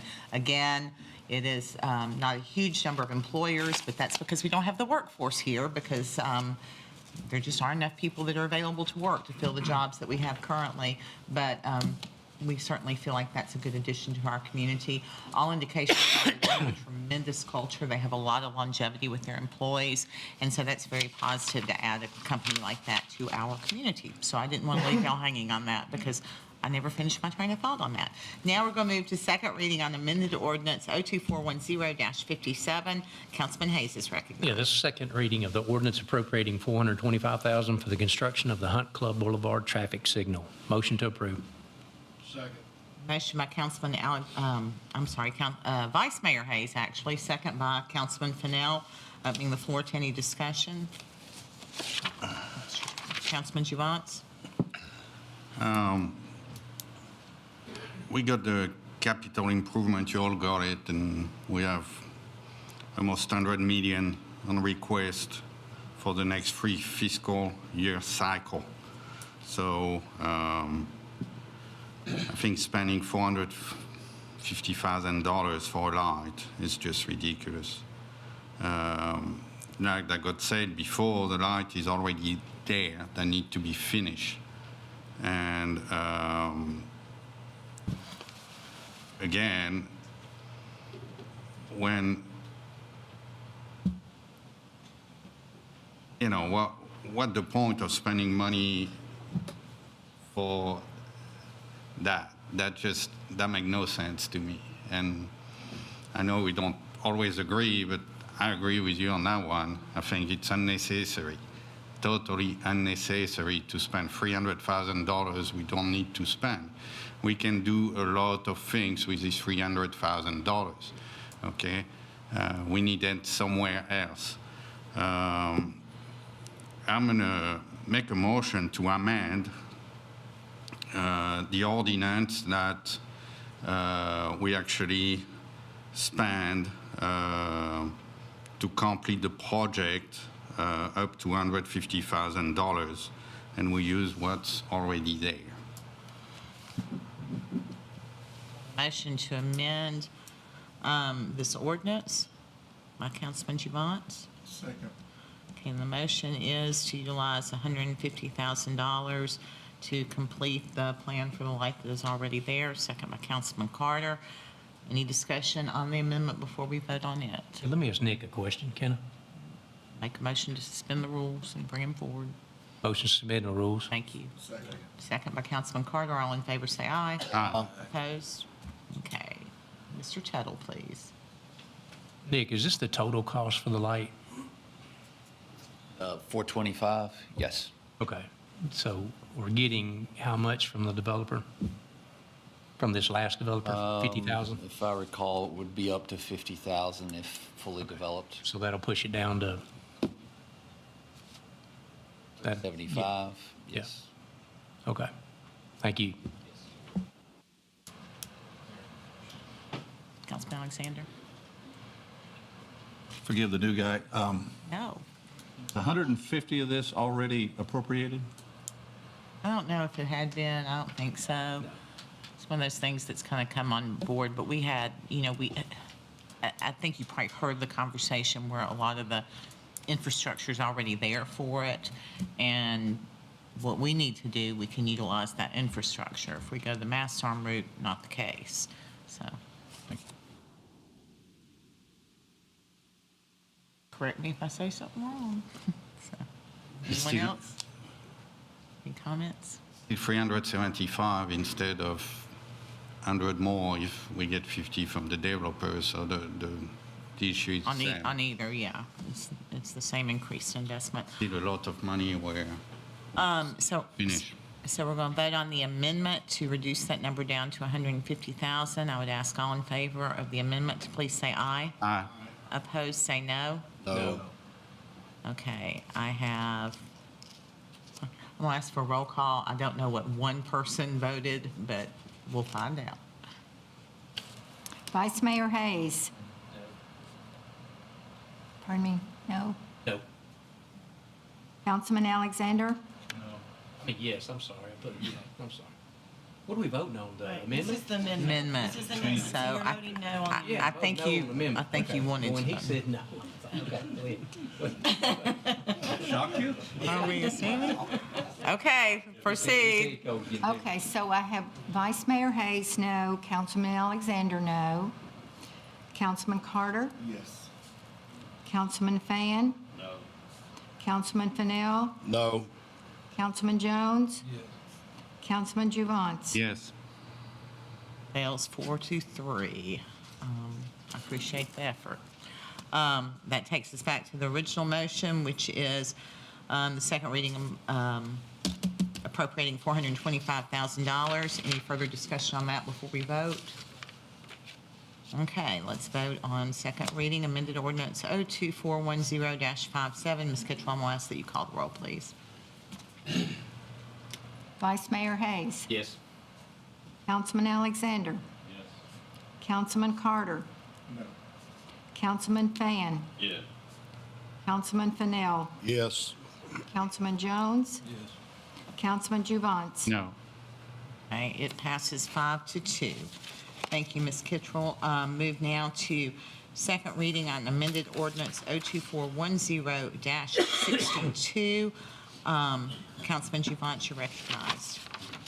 Thank you, Mayor. It's an ordinance of the City of Gallatin, Sumner County, Tennessee, rezoning 131.64 plus or minus acres from the A Agricultural Residential District to R10 PRD, Medium Density Residential Plan Residential Development District with a preliminary master development plan for Twin Ponds subdivision located south of Longolo Park and west of St. Blaise Road, authorizing the revision to be indicated on the official zoning atlas, repealing conflicting ordinance, providing for severability and providing for an effective date. And move to refer to planning. Have a motion to refer to planning.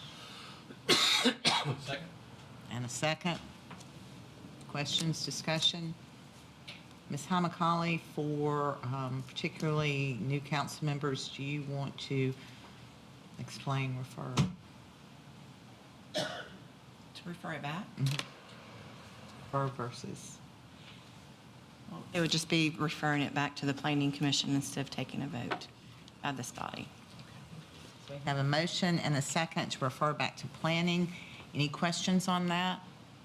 All in favor say aye. Aye. Opposed say no. No. Okay, Ms. Kittrell, call the roll, please. Vice Mayor Hayes? No. Councilman Alexander? Yes. Councilman Carter? No. Councilman Fan? No. Councilman Fennell? No. Councilman Jones? Yes. Councilman Juvance? Yes. That fails 4-3, correct? Ms. Kittrell? Okay. Back to, Making a motion to deny the rezoning. have a motion to deny. The rezoning. Okay. Second. Okay, motion and second to deny the rezoning. Opening the floor for discussion on that. I do need to let this body know that Mr. Rose would like to be recognized because there is one change from how you saw this last. and so you have the option to suspend the rules and allow him to speak at this time, if you so Motion to desire, suspend or the at some rules. point in the future. Motion by Councilman Juvent, second by Councilman Alexander. All in favor, say aye. Aye. Opposed, no. Mr. Rose, you're recognized. Thank you, Mayor and Council.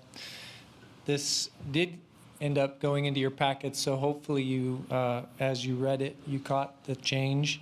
But I want to bring it to your attention. And pardon me while we get to the right slide here.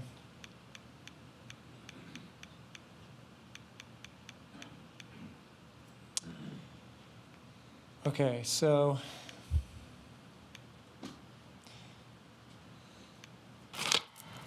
condition number 16 had proposed 2 gates at the last meeting.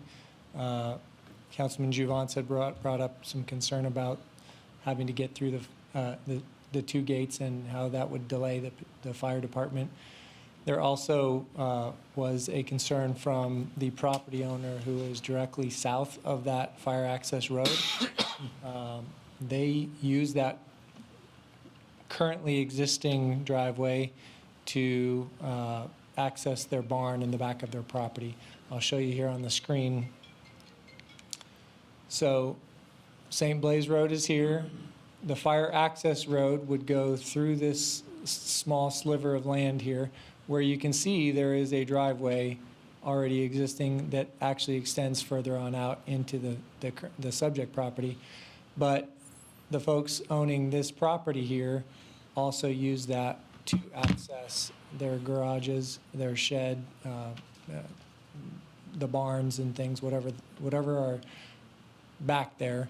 They use that road to access that. And should we put a gate here and a gate here, that would block their access to be able to get back to those 2 structures. So the proposal was revised in the conditions to just put the gate right here and leave it at that. So if you I'll go back to the language of the condition. It says, add a note on the plan that states the fire access road out to St. Blaise Road shall be gated on the westernmost end with a minimum 20-foot wide gate that has a Knox lock for fire department access on the gate. The developer shall provide a letter from an engineer stating that such fire access road, once completed, can accommodate the loads and turning radii necessary to carry the city's largest fire truck. That was the only change that we made to the amendment as you saw it previously. So I'll stop there. Proper motion to amend the amended with that language. Yeah, we have a motion to deny already. So it's not logical to amend a motion that it's not logical to amend an ordinance that you are about to vote on whether to deny. Does that make sense? In my mind. I think we should wait on that. And All right, so we'll open for discussion, I suppose. Is there any discussion on the motion to deny? Councilman Alexander, you recognize. Yeah, Mayor, I applaud the developer for holding a meeting with the neighbors. I was a little disappointed that coming out of that meeting, I've not seen any changes that were suggested by the neighbors. I was sad there didn't seem to be anything that indicated that there was a give and take or that he listened to the neighbors. That concerned me. The lot size they presented at that meeting, the majority of the lots are 0.18 acres. That's 5.5 houses per acre. The map that they displayed that night showed that many of the neighbors will have 3 and some will have 4 lots to their 1 lot. That to me just was glaring. When I read the preliminary traffic study, and I understand it's preliminary, but there's almost 12,000 vehicles traveling Long Hollow Pike and we're going to add 2,700 or so more. That's a 23% increase. I know they're thinking maybe some will go other routes, but I think people will be using long haul of Pike at least for several years. And I see traffic like a funnel. Where this development is the big end of the funnel, maybe where you could get in, whatever. But if you ever fill up a funnel too fast, it overflows because there's an end that says only this much is going through. And I think the small end of the funnel on Long Hollow Pike is probably Greenlee. It may be Station Camp before long, where everything chokes down to that point. And I just, in my mind, I can't vote for something that's going to put that much of a traffic increase on Long Hollow Pike. I wish it looked more like the neighboring homes. You know, maybe if you came back with an R40 1-acre lots or something, that might be a compromise. Maybe the neighbors could live with. But I ran for this seat saying that I would look at win-win-wins. Developments that was a win for the neighborhood, a win for the city, and a win for the developer. And I don't think this one meets that standard. And so I'm not in favor of this development. Anyone else? Okay, let's vote on the motion to deny. Councilman Javance?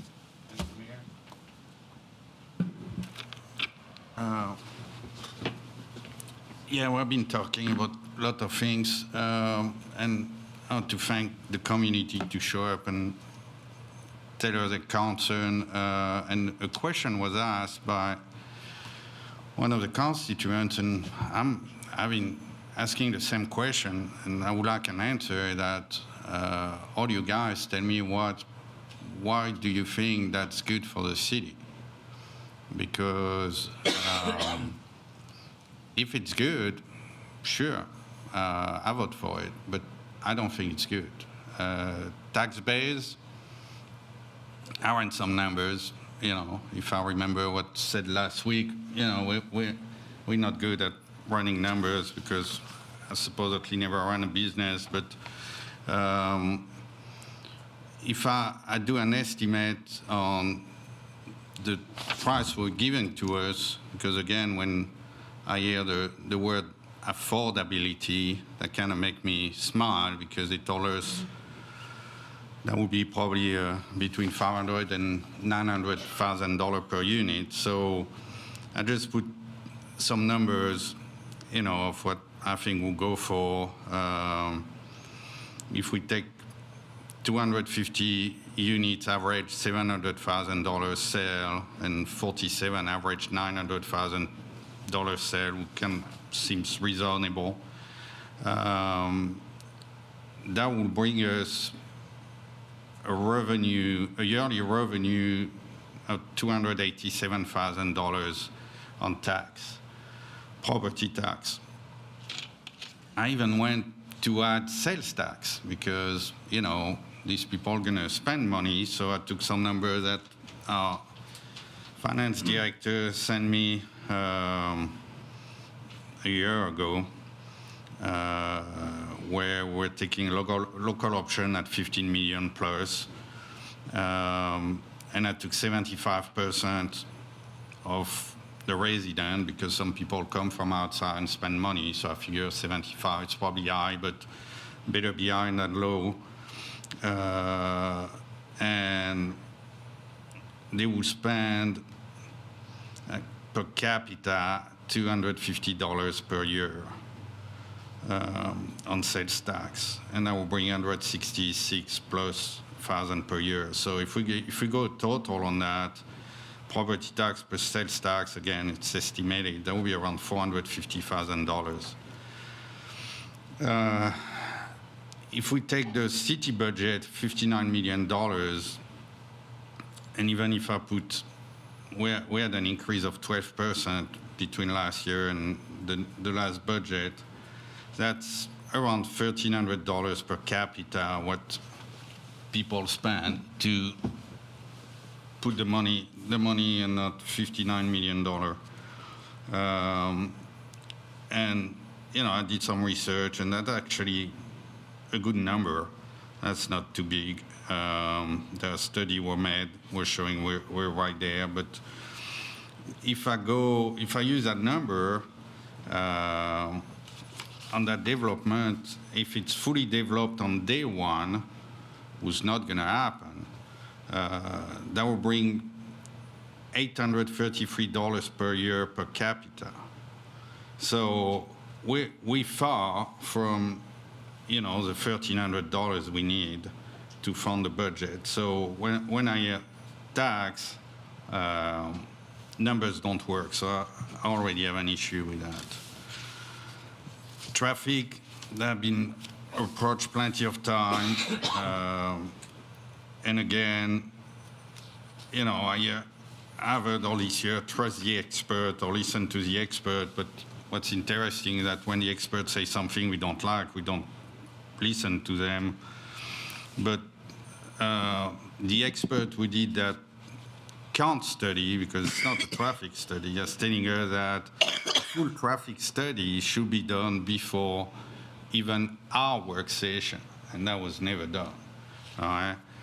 I live on Longolo Park. I've been living there for 7 years, and I see the difference every year. Okay,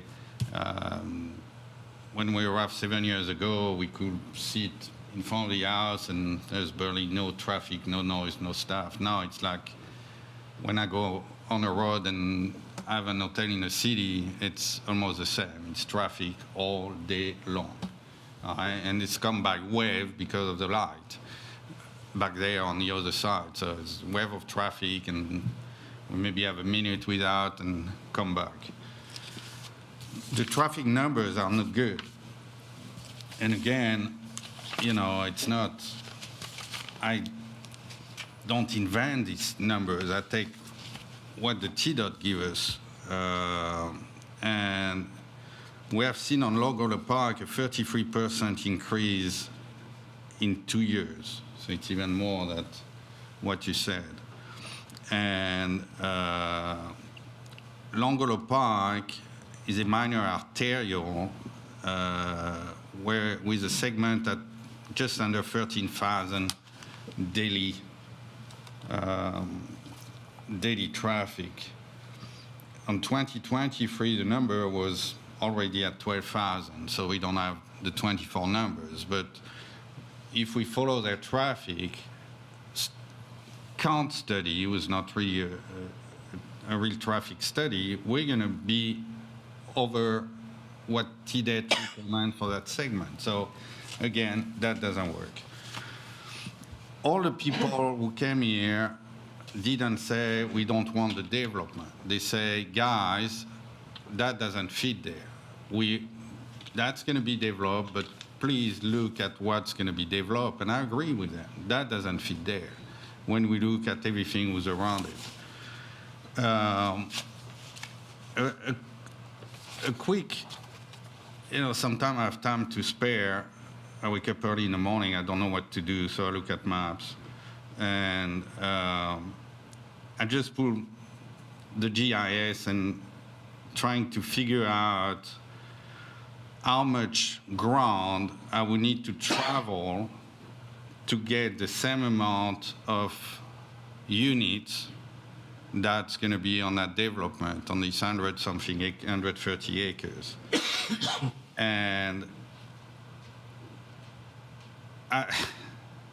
I'm wondering why I do that sometime, but I went on the GIS and I started to count one by one houses around that development.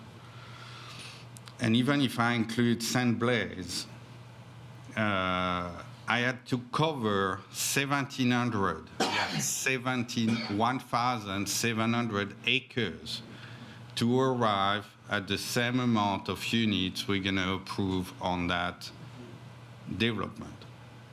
Just think of the number, 1,700 acres to arrive at the same amount. It's ridiculous. So you'd want to burn that amount of land? Is that what you're saying?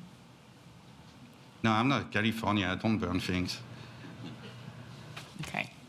But, you know, talking about California, yeah, they show us I don't mean how burn, how that's it's not a done. good choice of words, so. If I go on, you know, the code, there is a paragraph 0609120 who say relationship to the surrounding residential neighborhood. And especially on the PRD, it says planned residential development district development shall be harmonious and not conflict with the surrounding residential neighborhood. It shall be so planned, designed, and constructed so as to avoid undue traffic congestion in the surrounding residential area and provide a satisfactory relationship of land uses in connection with the surrounding area. So that doesn't work, and that's our code. So why again, are we even talking about approving something who doesn't match what's in our code? If we don't like the code, let's change it. But until now, we should apply it and abide by it. That doesn't fit the surroundings area. Now we talk about services.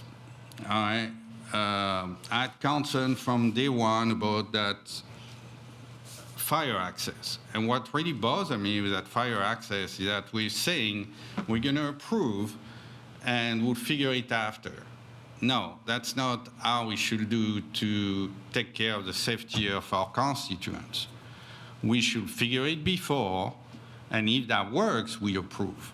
Not say, if that doesn't work, what are we going to do? All right?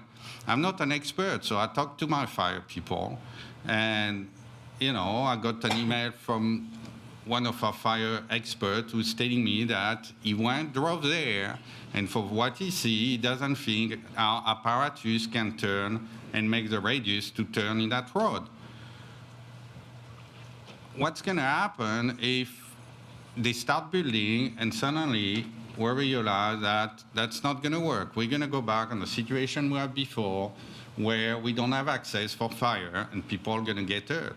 That needs to stop. We need to have common sense. I know it's not usage, but we need to have common sense. We need to stop playing with people's life, okay? Show me that's going to work. I will go for it, but I would caution you not to say we're playing with people's lives. I think that is offensive to the departments that have, you know, said the right things. Let's not. That's what we do. If the truck can turn in that radius and that's what we approve, what you going to do? Anyone say that to you? Chief Woodward. And I have it on an email. I can forward it to you if you want to say it. So, again, We've had a lot of meetings about that, so I would question. I'm not an expert. I just ask questions and I get the answers. But answers need to be consistent for us to do the right thing. So. Ladies and gentlemen, stop. Police, we heard about that. Ladies and gentlemen, please. We approve Lock 4. That's 1,500 people if we take the average. The Kirkpatrick is going to come on the back end. The Wheeler is going to come on the back end. This one's going to come, that's 700 people. They started to dig on the apartment who got approved 2 years ago on Longolo, so that's going to come off the ground. There is the other apartments on back of Greenlee, they started to move ground, so that's going to come on the ground. Where are we going? There is no, what are we going to do next year when we're going to have to add 12 or 15 police officers, fire station? I was actually surprised when Chief told me that's going to take at least 5 years between planning and building to get a new fire station.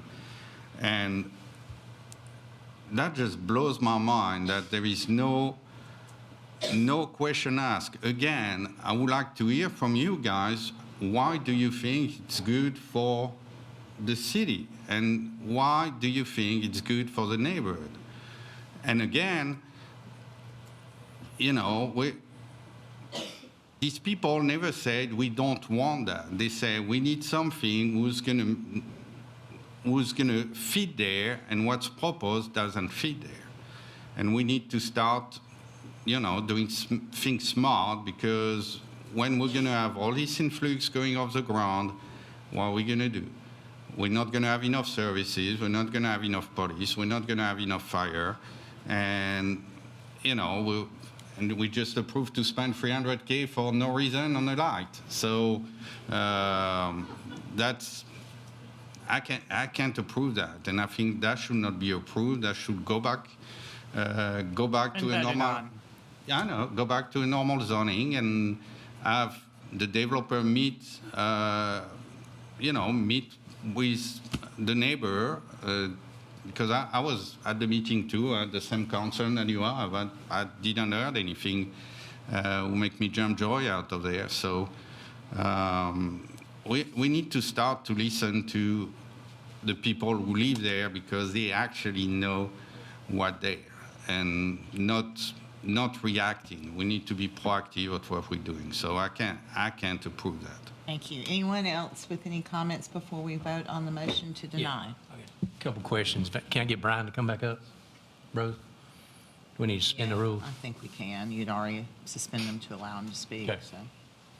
Hey, question, Brian, on, a comment was brought up about Bison Trail. What section are they building of Bison Trail? From their property line to? I can get the PowerPoint to come back up.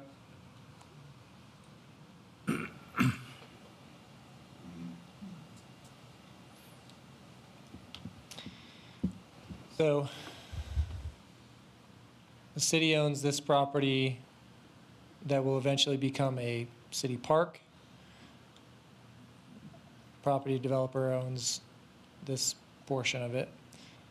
They propose to develop that all the way to there in order to be able to access the southern portion of the development, and eventually all the way to the edge before they finish their project. But in the beginning stage, they would build using access from the north. And then once they get past this stage here, they would make sure to make this connection to this point at least, so that then traffic can funnel out to the south. Does that answer your question? Yeah, at the southern end down there, Bison Trail, Yes. that has not been completed yet, correct?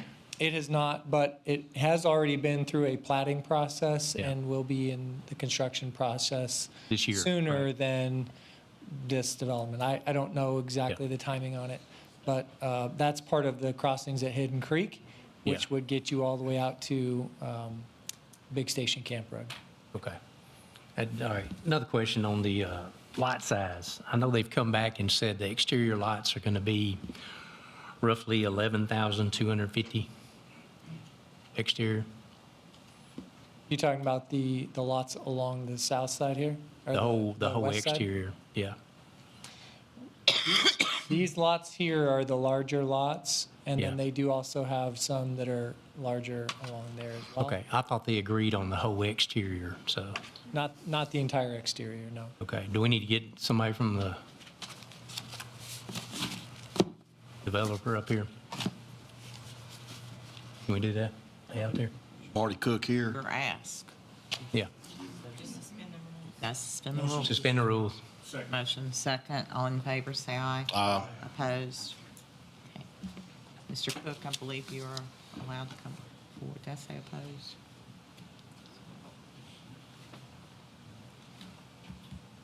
Good evening, folks. Marty Cook. Can we put that back up there, Brian? Thanks. question, the exterior lights, are we doing all exterior lights, you said, of 11,000? Well, what we had agreed after the meeting with the residents, we had agreed to do a revised plan to the one that's being shown, which would reduce the overall lot count by 20 lots and would increase the size of all of the exterior lots to 11,250 square feet. Okay. And that's every exterior lot, correct? Yes. That's roughly a quarter acre, is that 2.6? Yeah. 11,250 of them. And what about, Marty, because I was at the meeting also, the neighborhood meeting, and I wrote down a bunch of notes. What about the berm that was mentioned? Yeah, that's also something we're willing to do if the council would please. We would agree. I know there were some issues brought up about existing mature trees along the buffers, and so the developer is in agreement to leave the mature trees that are there and also, where appropriate, add a berm and add additional evergreen screening on top of a berm where appropriate, so that for both sides, for the residents of this new development and for the existing neighbors, that there would be screening along the perimeter, so that they wouldn't possibly see into each other's backyards. And with the gate for the fire access, is there a way to make that automated for the fire department in the event that they do need to respond to make the response time quicker? I believe that's what the type of, is that the type of gate that you had suggested? Currently, the suggestion is to have a Knox lock only. If it's to be automated, that would be additional cost. And one more question, lot size, interior is going to be roughly, what, 8,000? They're around 8,000. Okay. That's what I was thinking. I mean, you know, I remember going through this many years ago with St. Blaise Estates. St. Blaise Retreats. St. Blaise Estates did not like St. Blaise Retreats going in there.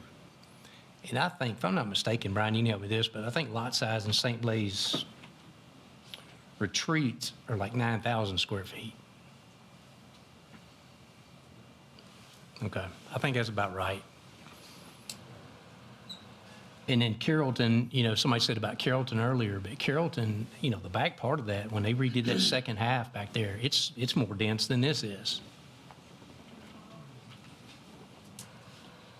So, but, you know, that's the thing. I remember going through this with St. Blaise Retreats back years ago. And, you know, same thing, those people did not want that, but it turned out to be a nice subdivision. So, but I appreciate it. Thanks, Craig, Marty. you know, I've been here a long time too. You have. Born and raised, grew up Sumner County. I've been in business in Gallatin over 40 years. The neighborhood I live in, they protested it.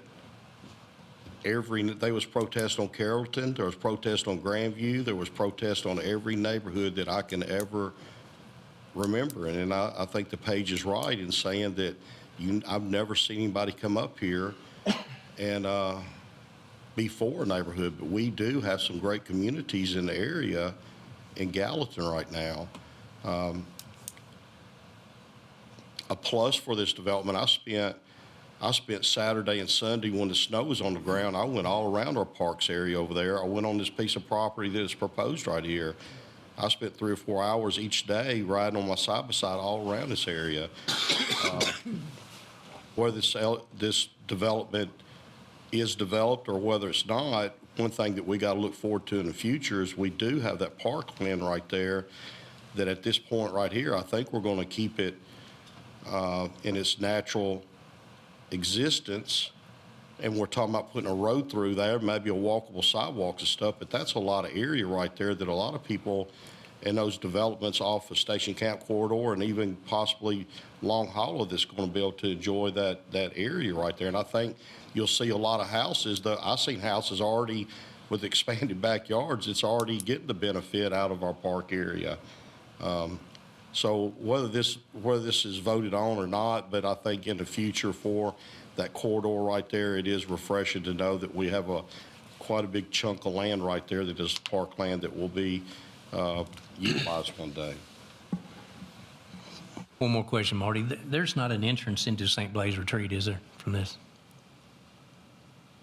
No, that's not anything we had. Okay. There is actually on. What? Yeah. As part of the condition to construct the extension for Bison Trail, at the time when the connection is made to this development, we also did request in that condition that they make the connection to Brighton Lane in that development. Now, that would not be necessary to be a cut-through at that point in time because you already have the connection to get down to Big Station Camp. So we believe that that is the right time to do that connection. Okay. You have a question, Mr. Javance? Mr. Cook, thanks for being here again. We heard a lot about buffer size, and I know you were talking about buffer and berm and expanding the lot size. But on the other side, one of my constituents, they have the house right where you're going to build the swimming pool and the common stuff right there. So I'm kind of concerned with that because it's going to be a lot of noise, and so I would like to see a bigger buffer on that side. And what I would like to, because I'm going through that personally right now during planning, because that can go for years and years and years, and what's going to be said tonight can disappear or get forgotten. And we actually had the same issue where the phase 6 came to FMDP, and suddenly everything was promised to us disappeared because people move. There's people who change company, and it's not the same people who were there 7 years ago, and they don't remember what got said. So all the berm, the extra buffer, all the stuff you just said now you're going to do, I would like to see that black and white in a condition before approving. So if that takes 7 years or 10 years to arrive at the end, I want to make sure that the people who are going to be there in 10 years and we're going to approve the FMDP at that point, going to make sure that everything is there, the canopy, the buffer. And I'm going to say something you're going to like, because I'm glad you're going to build the Bison Trail extension, but I don't think that should be your job to do that, because if it's a city we want to do that, but you agreed to it, so great. And talking about the park, how long we got that land? 14 years, something like that? Oh, I think with the park, I mean, what some people have discussed is I don't think it'd take much. Let me get this back. You had a question for Mr. Cook. Can you get to that question before you start discussing something else? Yeah, I just, the buffer on the eastern side, can we get a bigger buffer than just a 25? Around the amenity center? Yeah. Sure.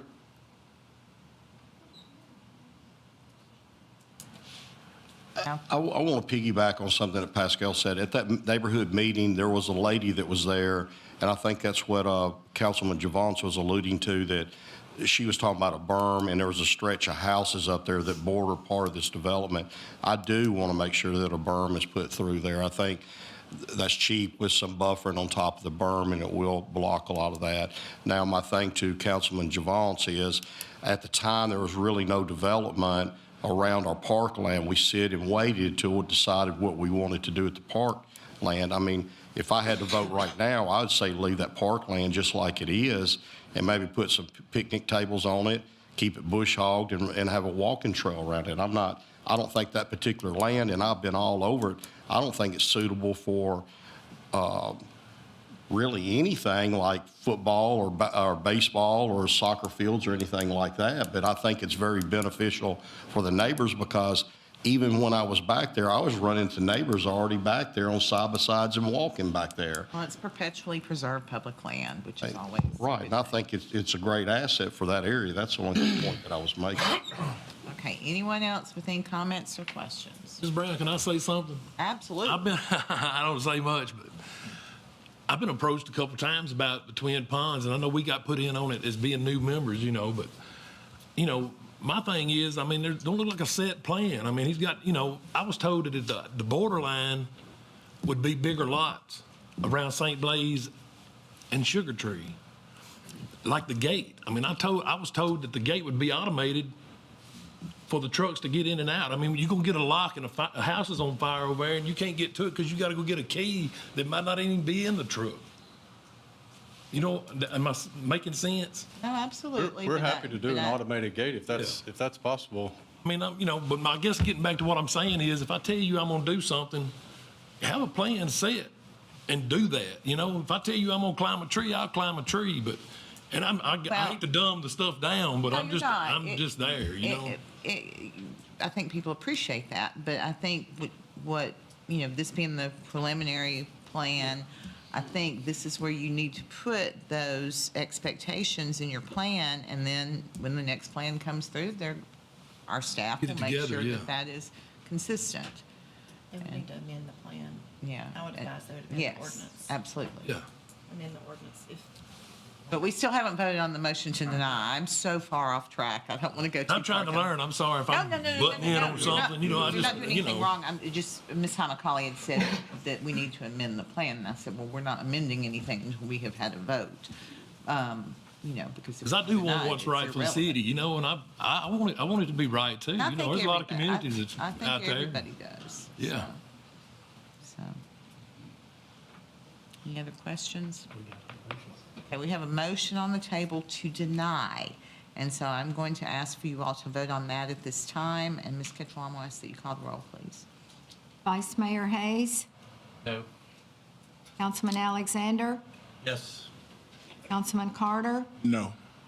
Councilman Fan, No. Councilman Fennell, No. Councilman Jones, Yes. Councilman Juvance. Yes.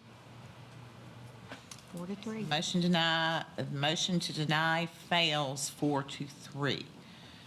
And that, right now, we don't have a motion. So.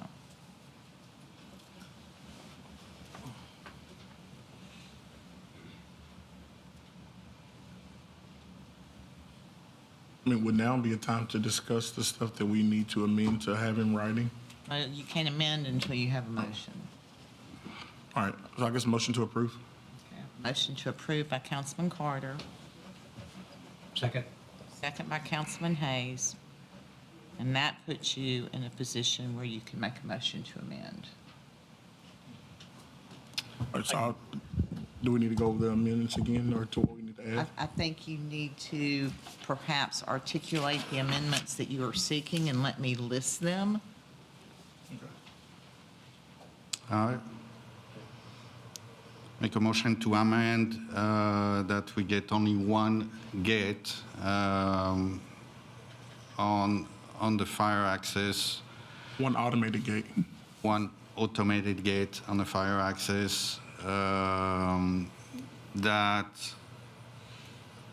I would like the connection to Brighton Lane not happening because I don't think we should punish these people with a connection. The planner say that's not going to be a cut through. We don't need it, so I would like to remove the connection to Brighton Lane and expand the buffer to 50 foot. What did you say? Expand the buffer Heard buffer, but I couldn't understand your number. to 50 feet. But what type of buffer are you talking about, though? That's just in the area of the amenities. Yeah, in the area of the amenity center, and I want to make sure that we add on the condition that all the tree canopy stays and everything you offered on the buffer and on the other side is added to the conditions. Well, Pascal, the buffers, I mean, you can do like a type 30 buffer, which has got more plants per of the 50 foot. They could have a 50-foot buffer and have a couple of trees in it. A type 50 buffer. That sounds reasonable. Planner in chief. I don't think 30 or, I think 50 is just the footage you want, but I think the type of buffer is the density of the plants, like a type 30 and a 50-foot buffer. Am I saying that right? With the berm? Yeah. If you want to, I think the simplest way to go about it would be to just give a width as far as how wide you want the buffer to go. As far as the berm is concerned, I believe design issues would come to play with that. We did have some issues with a berm design for the property that Mr. Javance has directly to the south of him, and that is causing some issues for how you accomplish doing a berm. And whether or not that truly does help or not, that's, in my mind, debatable. I could see a scenario in which a berm could actually exacerbate flooding. I know you wouldn't want that, for sure. Correct. And it does inhibit drainage from going where it wants to go and needs to go sometimes.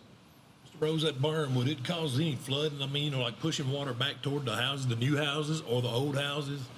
It could, depends on how the design works, and when you've already got the subdivision designed and you're in something that wasn't contemplated in the beginning stage, that causes a lot of redesign potentially, and is it worth that?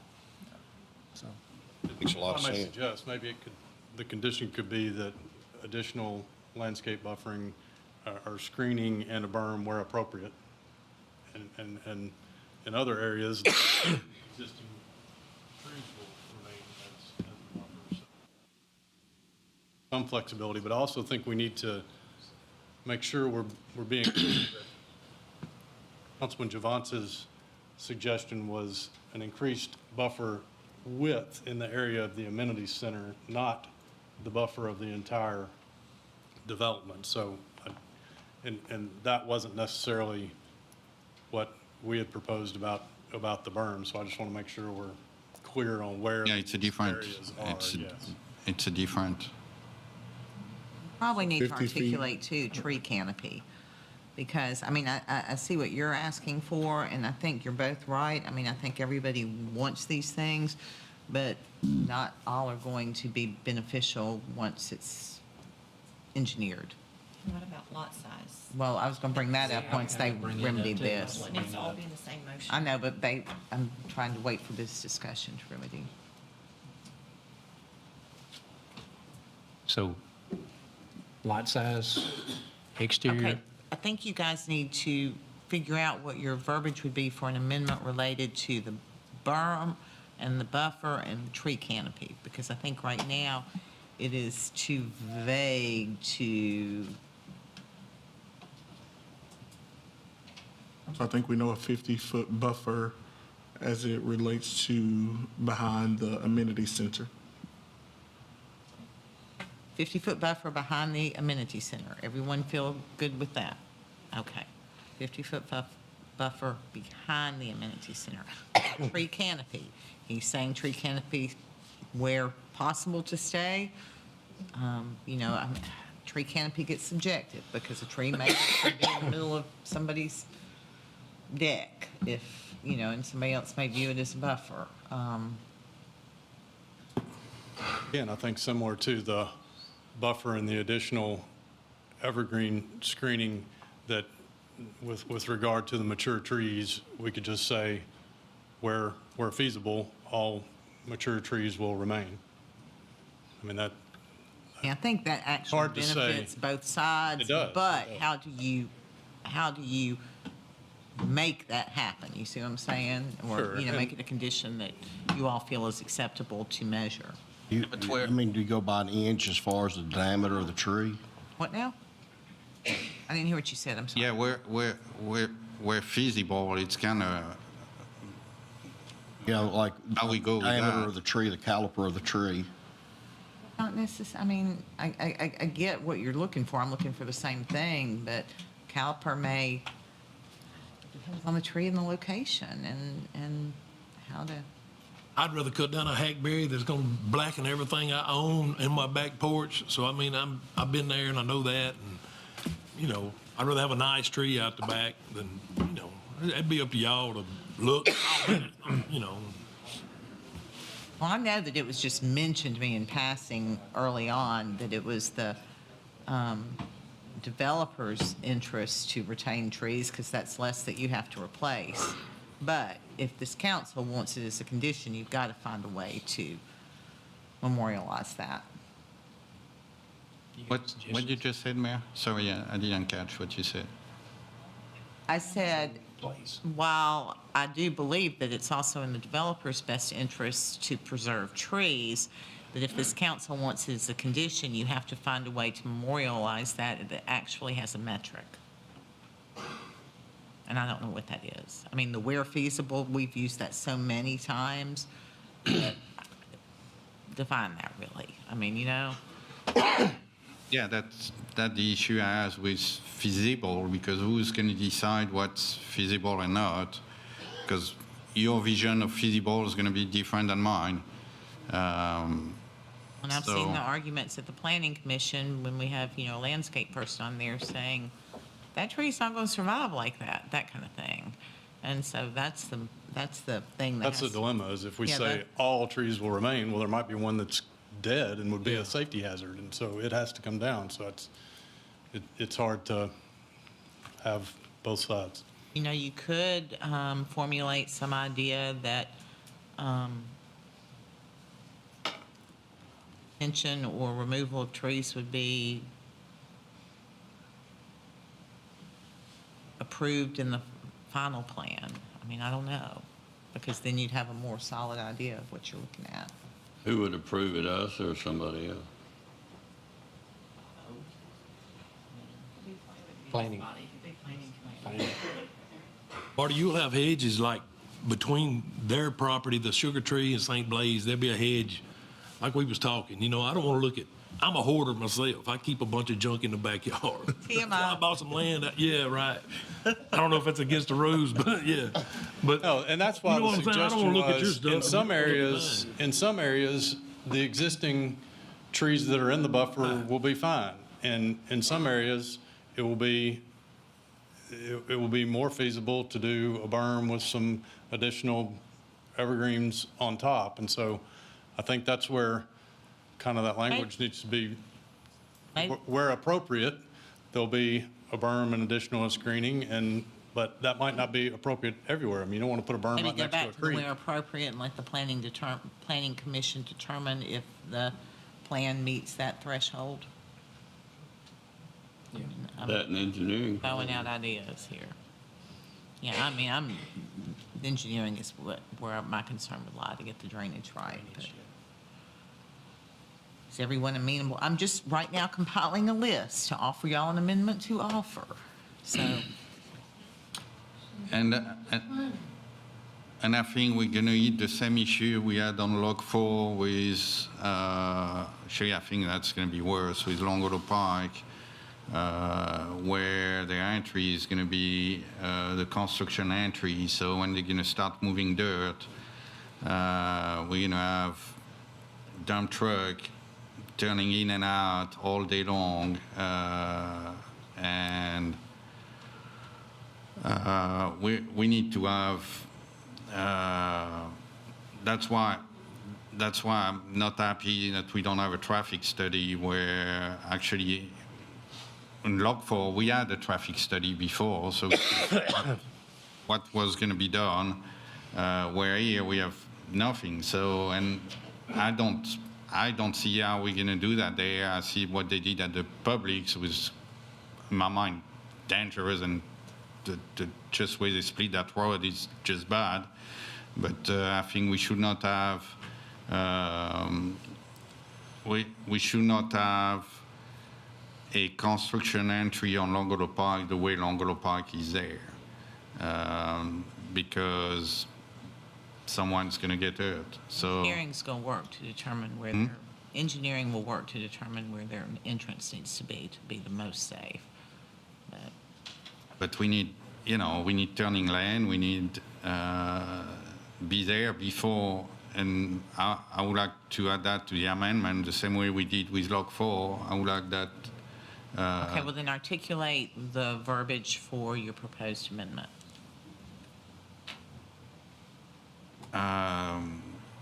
Do what engineering says. I mean, do what engineering says, or I don't recall exactly what the engineering asked or thought was in the preliminary plan regarding the terms. So I think there was a condition there, yeah, Brian, about condition related to a To the turning turn lane lanes. or a construction. I think there was something in there. Would a traffic light be warranted there down the road? Yeah, we're getting way off track, 500K. y'all. 500K, we can put one. Condition number It would one. slow traffic down. Okay, would you, back road though.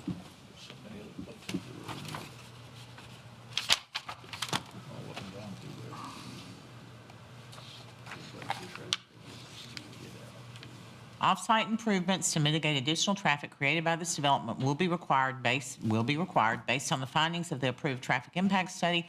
Off-site improvements may include, but are not limited to, installation of traffic signal, alteration of existing traffic signal or signals, roadway widening, adding of turn lanes, proportional contribution towards corridor improvements, that's related to Station Camp.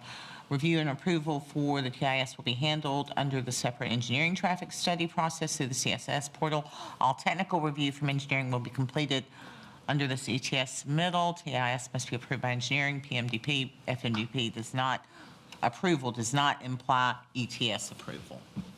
So I would like to do what we did at Log 4, that condition one had to be met before we issue any land moving permit.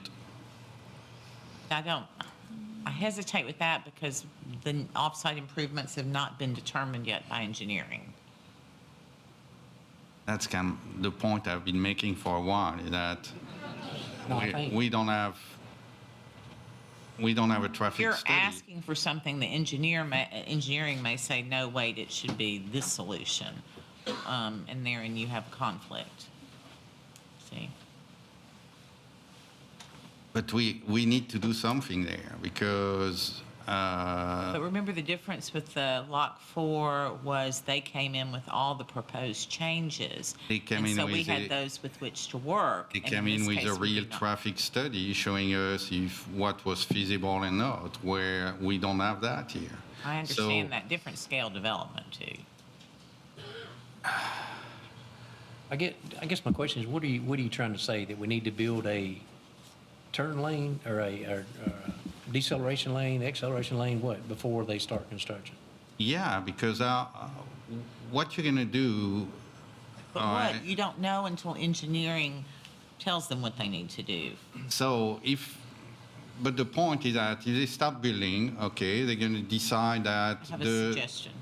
Yes, ma'am. That engineering's requirements for safe access be constructed prior to construction. Unfair. Sounds fair.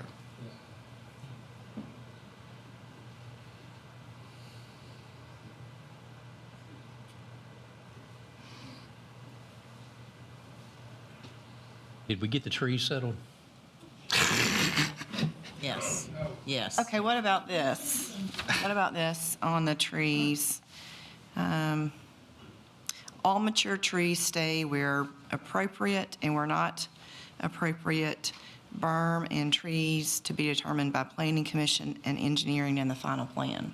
This won't come back to this body. So you're going to have to let Planning Commission with engineering and planning's help determine that, because this won't be coming back to this body. I think that's. I'm okay with that. Can we go to the lot size? Okay. And all exterior lots, every exterior lot has to be, I think, a minimum of 11,250 square feet. Okay. All right, anybody else with the proposed amendment here? Okay, I'm gonna list them back to you. Mayor, may I? What was in your packet as a proposed second amended ordinance, I want you to look at those things that are highlighted in yellow and make sure there are no changes to those that you want, because one of them was specifically a Knox lock.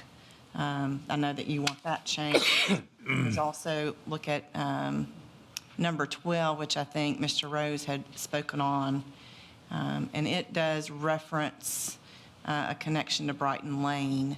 And so if you're not wanting that, I think you said remove that. I just want to make sure that we are clear on, there's some things that are already addressed, and so we need to change some of these conditions. I should make sure that everyone is in agreement on what needs to be taken out of the proposed amendments, and make sure that you are also adding these, because these things right now are not in your list. I thought the only one that wasn't was the fire gate change. No, Oh, there's I see, from 12. last time, because these were the ones that were there last time that we did not add as amended. So you're also adding, shall be responsible for the construction of Bison Trail from the northeastern boundary of the crossings at Hidden Creek through the city property located directly southwest of the subject property and through the subject property to its eastern boundary. The connection to Brighton Lane shall be constructed concurrently. You're asking to strike that. The extension to the southern entrance of this development shall be constructed prior to the issuance of any building permits in Phase 4 as currently depicted in the preliminary master development plan. If phasing is revised, the timing of construction of the southern access must comply with the remoteness requirement of 2 separate fire apparatus access roads. You just want one for 1 or 2 family residential developments. They still want the 2 access roads, not the gates. This is roads. 2 separate fire. I think for the gates. Okay. So 2 separate fire apparatus access roads for 1 or 2 family residential developments found in section D 107.2 of the IFC.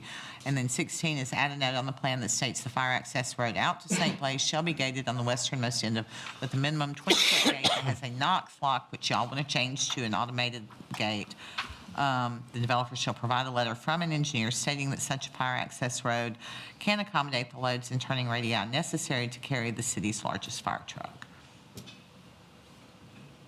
So with those things, with the 1 gate and it being automated, Remove the,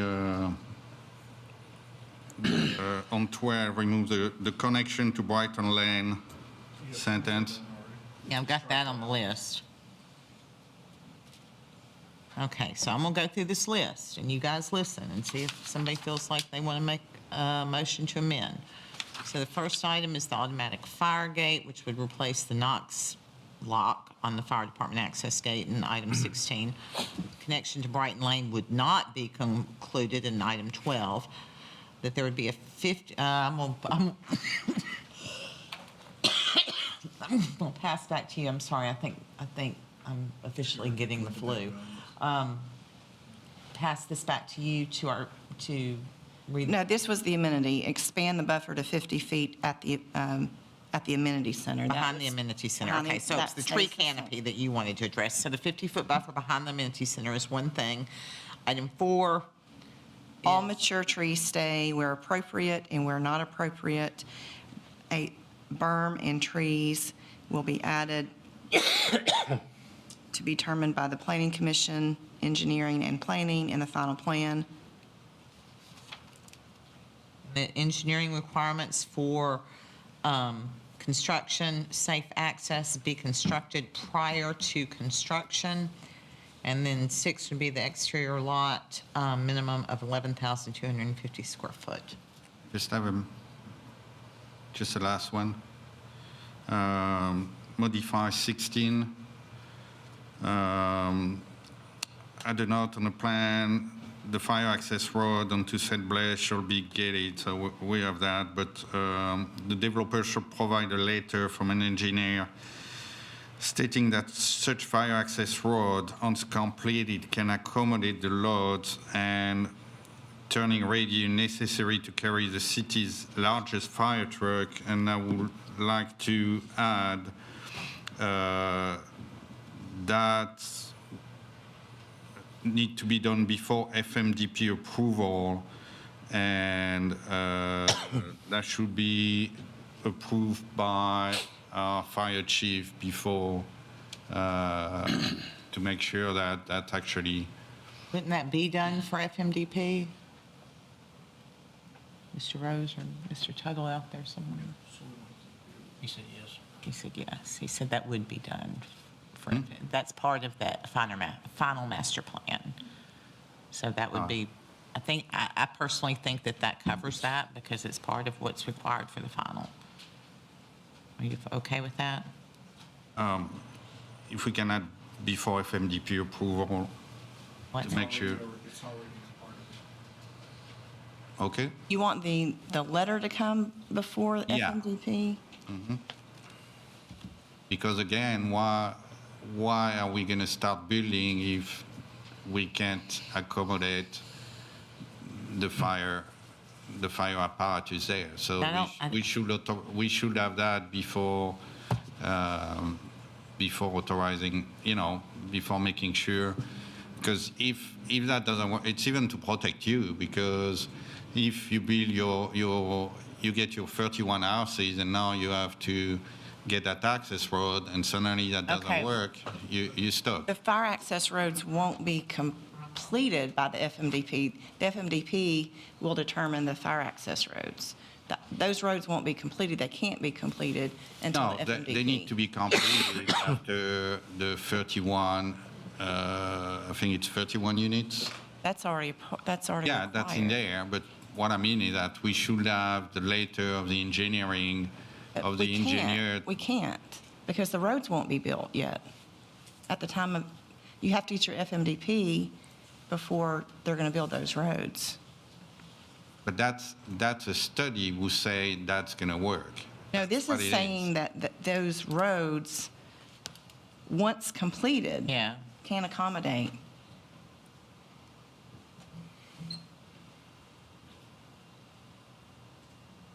I mean, that,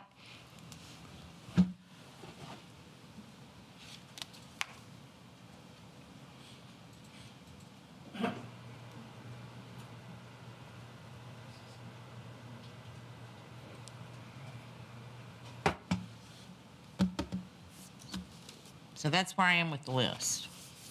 I want to make sure that that we're communicating appropriately, because No, I see what's written. A letter will say that the road owns completed. So, I mean, that's going to happen before they're going to build a road. Because they're going to need to build a road they're not just going to put asphalt there and have someone after, they're going to make a study to make sure that, you see what I mean? You want to explain He's it? wanting the engineer to say, this is what you're going to need in that road. as part of the FMDP. So that once it's completed, it will work. Well, I mean, You're just wanting to know that up yeah, and what this is saying is basically redundancy in That's proving that it does work. that's going to be required. That's required in the plan. I mean, that's part of the engineering for the overall plan is this road will work. What you're asking for is in this condition, that you're asking for assurance that it did, essentially, that an engineer has said. As part of the FMDP, you want an engineer to state that this plan is going to meet this condition. Yeah, basically 16, just that before FMDP approval. Just, I think you can just add, I think that's already part of the FMDP, but if you want assurance of that, you can add, comma, which must be provided at the time of FMDP. Yes, ma'am. Comma, comma, where? After fire truck, the developer shall provide a letter, can accommodate the loads and turning necessary to carry, comma. The developer shall provide a letter, how about this? As a part of the FMDP, the developer shall provide a letter There from we the go. engineer stating that the fire access road, at the Yes, ma'am. time of FMDP, the developer shall provide. Okay. Even though, oh, thank you. Cough drop. Thank you. Okay, so now we have that one added to the list here. Where are we, folks? We need a motion to amend? Absolutely. Well, I think I'll go Councilman back through. Javance had already made a motion to amend, but we didn't have everything, so. it Now, that was probably- before, that was with the motion to deny. And we No, he said. made- No, I made a motion. He made a motion. Yeah, And it got seconded. Or you did, Councilman, someone did. yeah. I seconded it, I think. But I think it would be appropriate to go back You and, made a motion to approve, Yeah, and I made a motion to amend. made the motion to amend. I think at this point, it would be appropriate to Go on, read everything. reconfirm, reaffirm. Okay, and we'll go back through and we'll pass off to you for the two. Amend with these things. Automatic, one gate, and it is automatic. 2, connection to Brighton Lane is not included. 3, the 50-foot berm behind the amenity center, the Buffer. I'm sorry, the 50-foot buffer behind the amenity center, I'll let you do the tree canopy verbiage because you have it written out. All mature trees stay where feasible, stay where appropriate, and where not appropriate, berm and trees to be added as determined by the Planning Commission, Engineering, and Planning in the final master development plan. And the engineering's requirements for safe construction access be constructed prior to construction, that the exterior lot minimum would be 11,250 square foot, and that a letter would come before the FMDP is approved related to the fire lane. Item 16. Item 16. I just ask question on the loads. Craig, you said the outside, all the outside loads? Every exterior lot. Every exterior load, I mean, all the periphery? Well, periphery and exterior I define as different. So what are we defining as exterior loads? Put the map up. Every perimeter. Here, look, I have the revised map that shows those lots. If y'all want to That would be great. make that this will be the version with the, What does that one show? that shows the exterior 11,250 foot lots. Exterior as in the entire periphery or the surrounding area? All of the yellow lots around. Okay, so it's the around entire periphery. Yes. Thank you. So that's defined. Yep. Any questions about the amendment? Okay, so we have a motion and a second on, I don't know who seconded the amendment. Ms. Kittrell, I'm sorry, I'm so lost at this point. Do you have who seconded the amendment? No second to the amendment. I'll second it. I think what happened is Councilman Javance And made a that's when I said motion, we need to. and we started compile a listing list. everything. Okay, so now we have a second by Councilman Hayes to Councilman Javance's motion to amend, and you both are in agreement with the things that I listed. Okay, any questions on the amendment? All in favor of the amendment, please say aye. Aye. Opposed, say no. The amendment passes unanimously, and that takes us back to to the original motion, now as amended. So open floor for discussion on it. I appreciate all the amendments, but I still disagree with the density and how it is, so I appreciate the conversation, but I'm still going to vote no because, you know, I still don't think that the kind of development we should be here, but thank you for being there. Anyone else with any comments or questions? Okay, let's have a vote on the original motion as amended. All in favor, please say aye. Aye. Opposed, say no. No? I heard 5 yeses and 2, I have noes as Javance and Alexander. Are there other noes that I need to acknowledge in the record? Okay, the motion does pass 5-2. And I thank you all for your patience with this. I know it has been a painful process for you, and I'm sorry that you didn't get all that you wanted, but we hope that this plan is an improvement upon what you originally saw proposed. We will move now to item number 7, which is second reading on ordinance 02411-68. Vice Mayor Hayes is recognized. Yeah, this is an ordinance of the City of Gallatin, Tennessee, rezoning .93 acres from the R20 low-density residential district to the MRO multiple residential and office district. Now, let's pause for just a moment. Ladies and gentlemen, please hold your voices till you exit chambers so that we can continue to conduct our meeting. With the preliminary master development plan for the Rogers Group office located north of Nashville Pike and west of Pilot View, authorizing a revision to be indicated on the zoning atlas, repealing conflicting ordinances, providing for severability, and providing for an effective date. Motion to approve. Motion to approve by Vice Mayor Hayes. Okay, second by Councilman Alexander. Opening the floor for any questions or any discussion. Okay, seeing none, this is second reading on ordinance 02411-68. All in favor say aye. Aye. Opposed say no. Does pass unanimously. Item 8 is second reading on ordinance 02412-72. Councilman Carter. Thank you, Mayor. Thank you, Mayor. This is an ordinance appropriating insurance recovery funds to the fire department. Motion to approve. Second. Motion by Councilman Carter, second by Councilman Juvance. Opening the floor for any questions, discussion. This is second reading on ordinance 02412-72. All in favor say aye. Aye. Opposed say no. Does pass unanimously. Item 9 is second reading on ordinance 02412-75. Councilman Juvance. It's an ordinance appropriating funds for Longfellow Park Corridor Improvement Project, and that's a move. Second. Motion by Councilman Juvance, second by Councilman Carter. Any discussion? Second reading on ordinance 02412-75. All in favor say aye. Aye. Opposed say no. Passes unanimously. And item 10 is second reading on ordinance 02412-76. Councilman Carter. Thank you, Mayor. This is an ordinance appropriating $150,000 for the South Water and East Winchester Culverts project. Motion to approve. Second. Okay, motion by Councilman Carter, second by Councilman Juvance. Any questions, any discussion? Okay, ordinance 02412-76. All in favor say aye. Aye. Opposed say no. Does pass, I think, unanimously. Though you're getting very quiet. So that takes us to the next page. Okay, I'm jumping back and forth between my computer and my paper. Item 11 is first reading on ordinance 02501-2. Councilman Fan.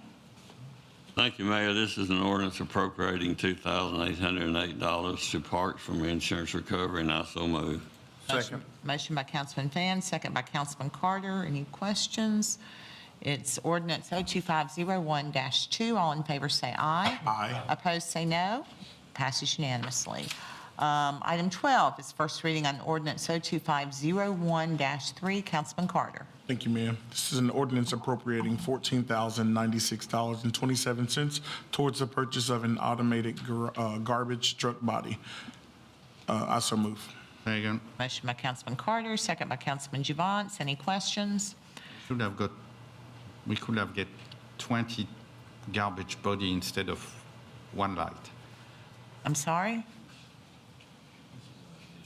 What? I don't understand what you said. That's okay. No worries. They got it. I couldn't understand what he said, so, okay, it is first reading on ordinance 02501-3. All in favor say aye. Aye. Opposed say no. Passes unanimously. Item 13 is first reading on ordinance 02501-5. Councilman Fennell.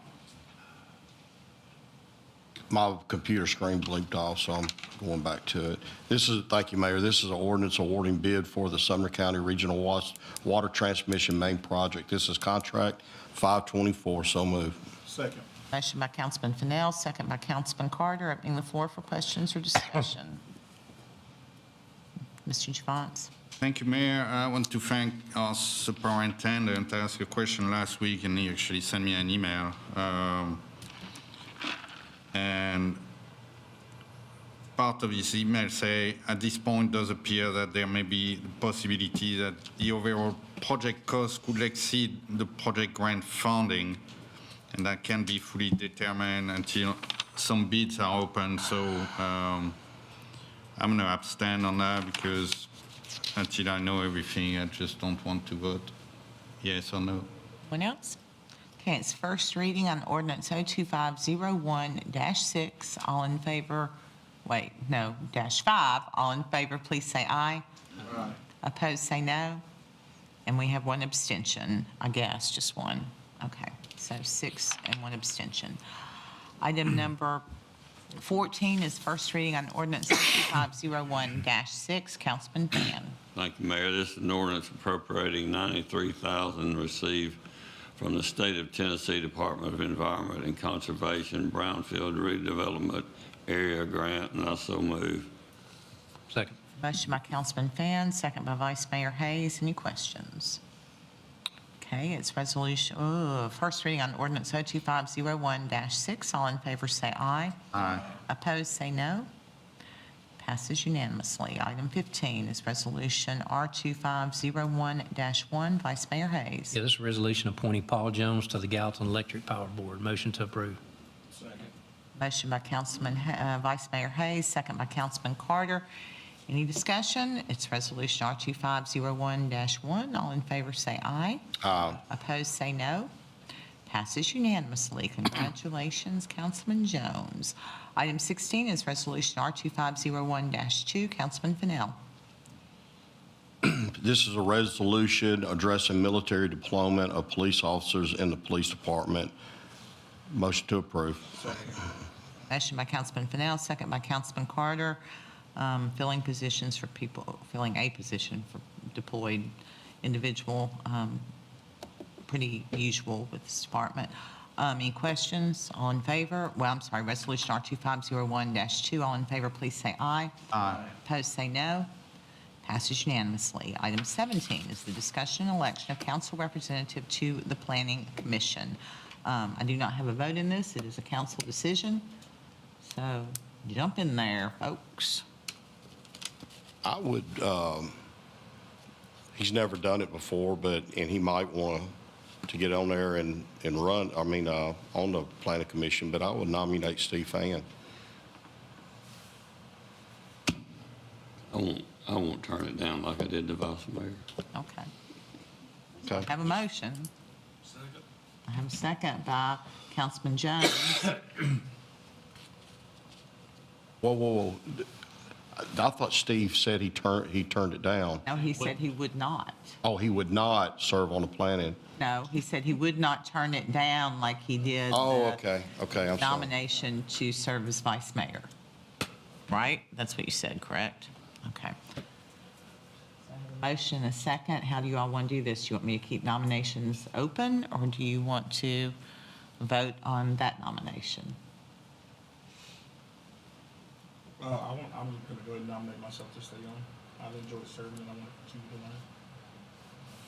Carter nominated Stephen Carter to serve. Yeah, I'm going to second you because I think motion should have second so we can discuss. And I don't put you in a position. I should have done that last week too, when you nominate yourself, because I think we should be able to discuss and not just shut down people. So I'm seconding you. Okay, a second by Councilman Juvance. I would ask at this time, are there any other nominations for serving on the Planning Commission? I'm here every time anyway, so I can sit on the back. I don't know what you said, I'm sorry. I say I'm in a room anyway, so I'm good. He's in the room anyway, so it's good. Oh, okay. All right. Okay, now we have 2 nominations. Would anybody like to speak to either of these?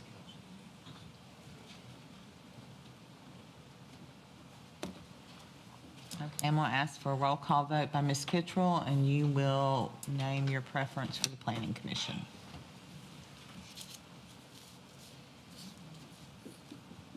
Either Councilman Carter or Councilman Fan. Right sheet.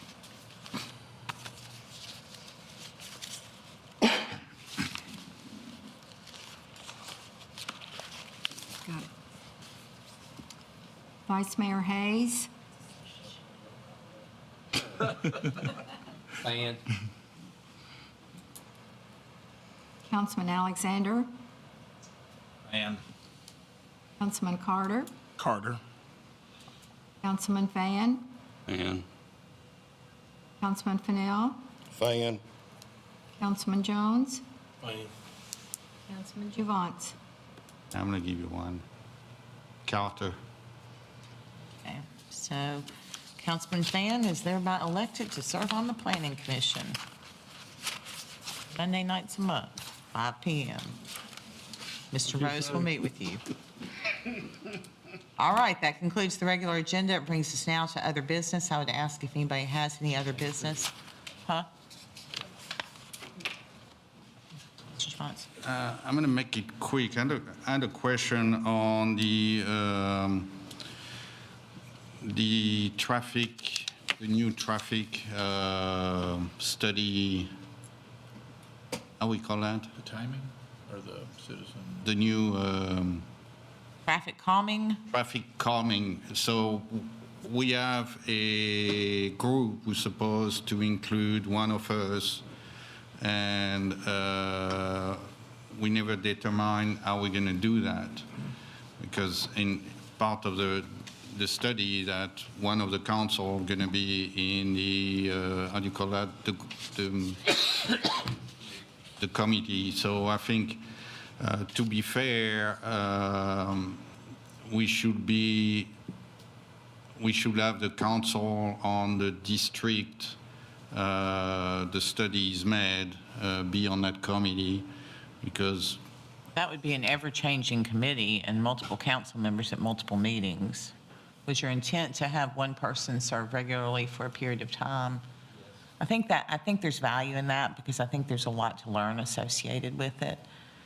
And, I mean, I think good traffic calming standards are good traffic calming standards, and I think one person can work across all districts. so we need to nominate someone for that.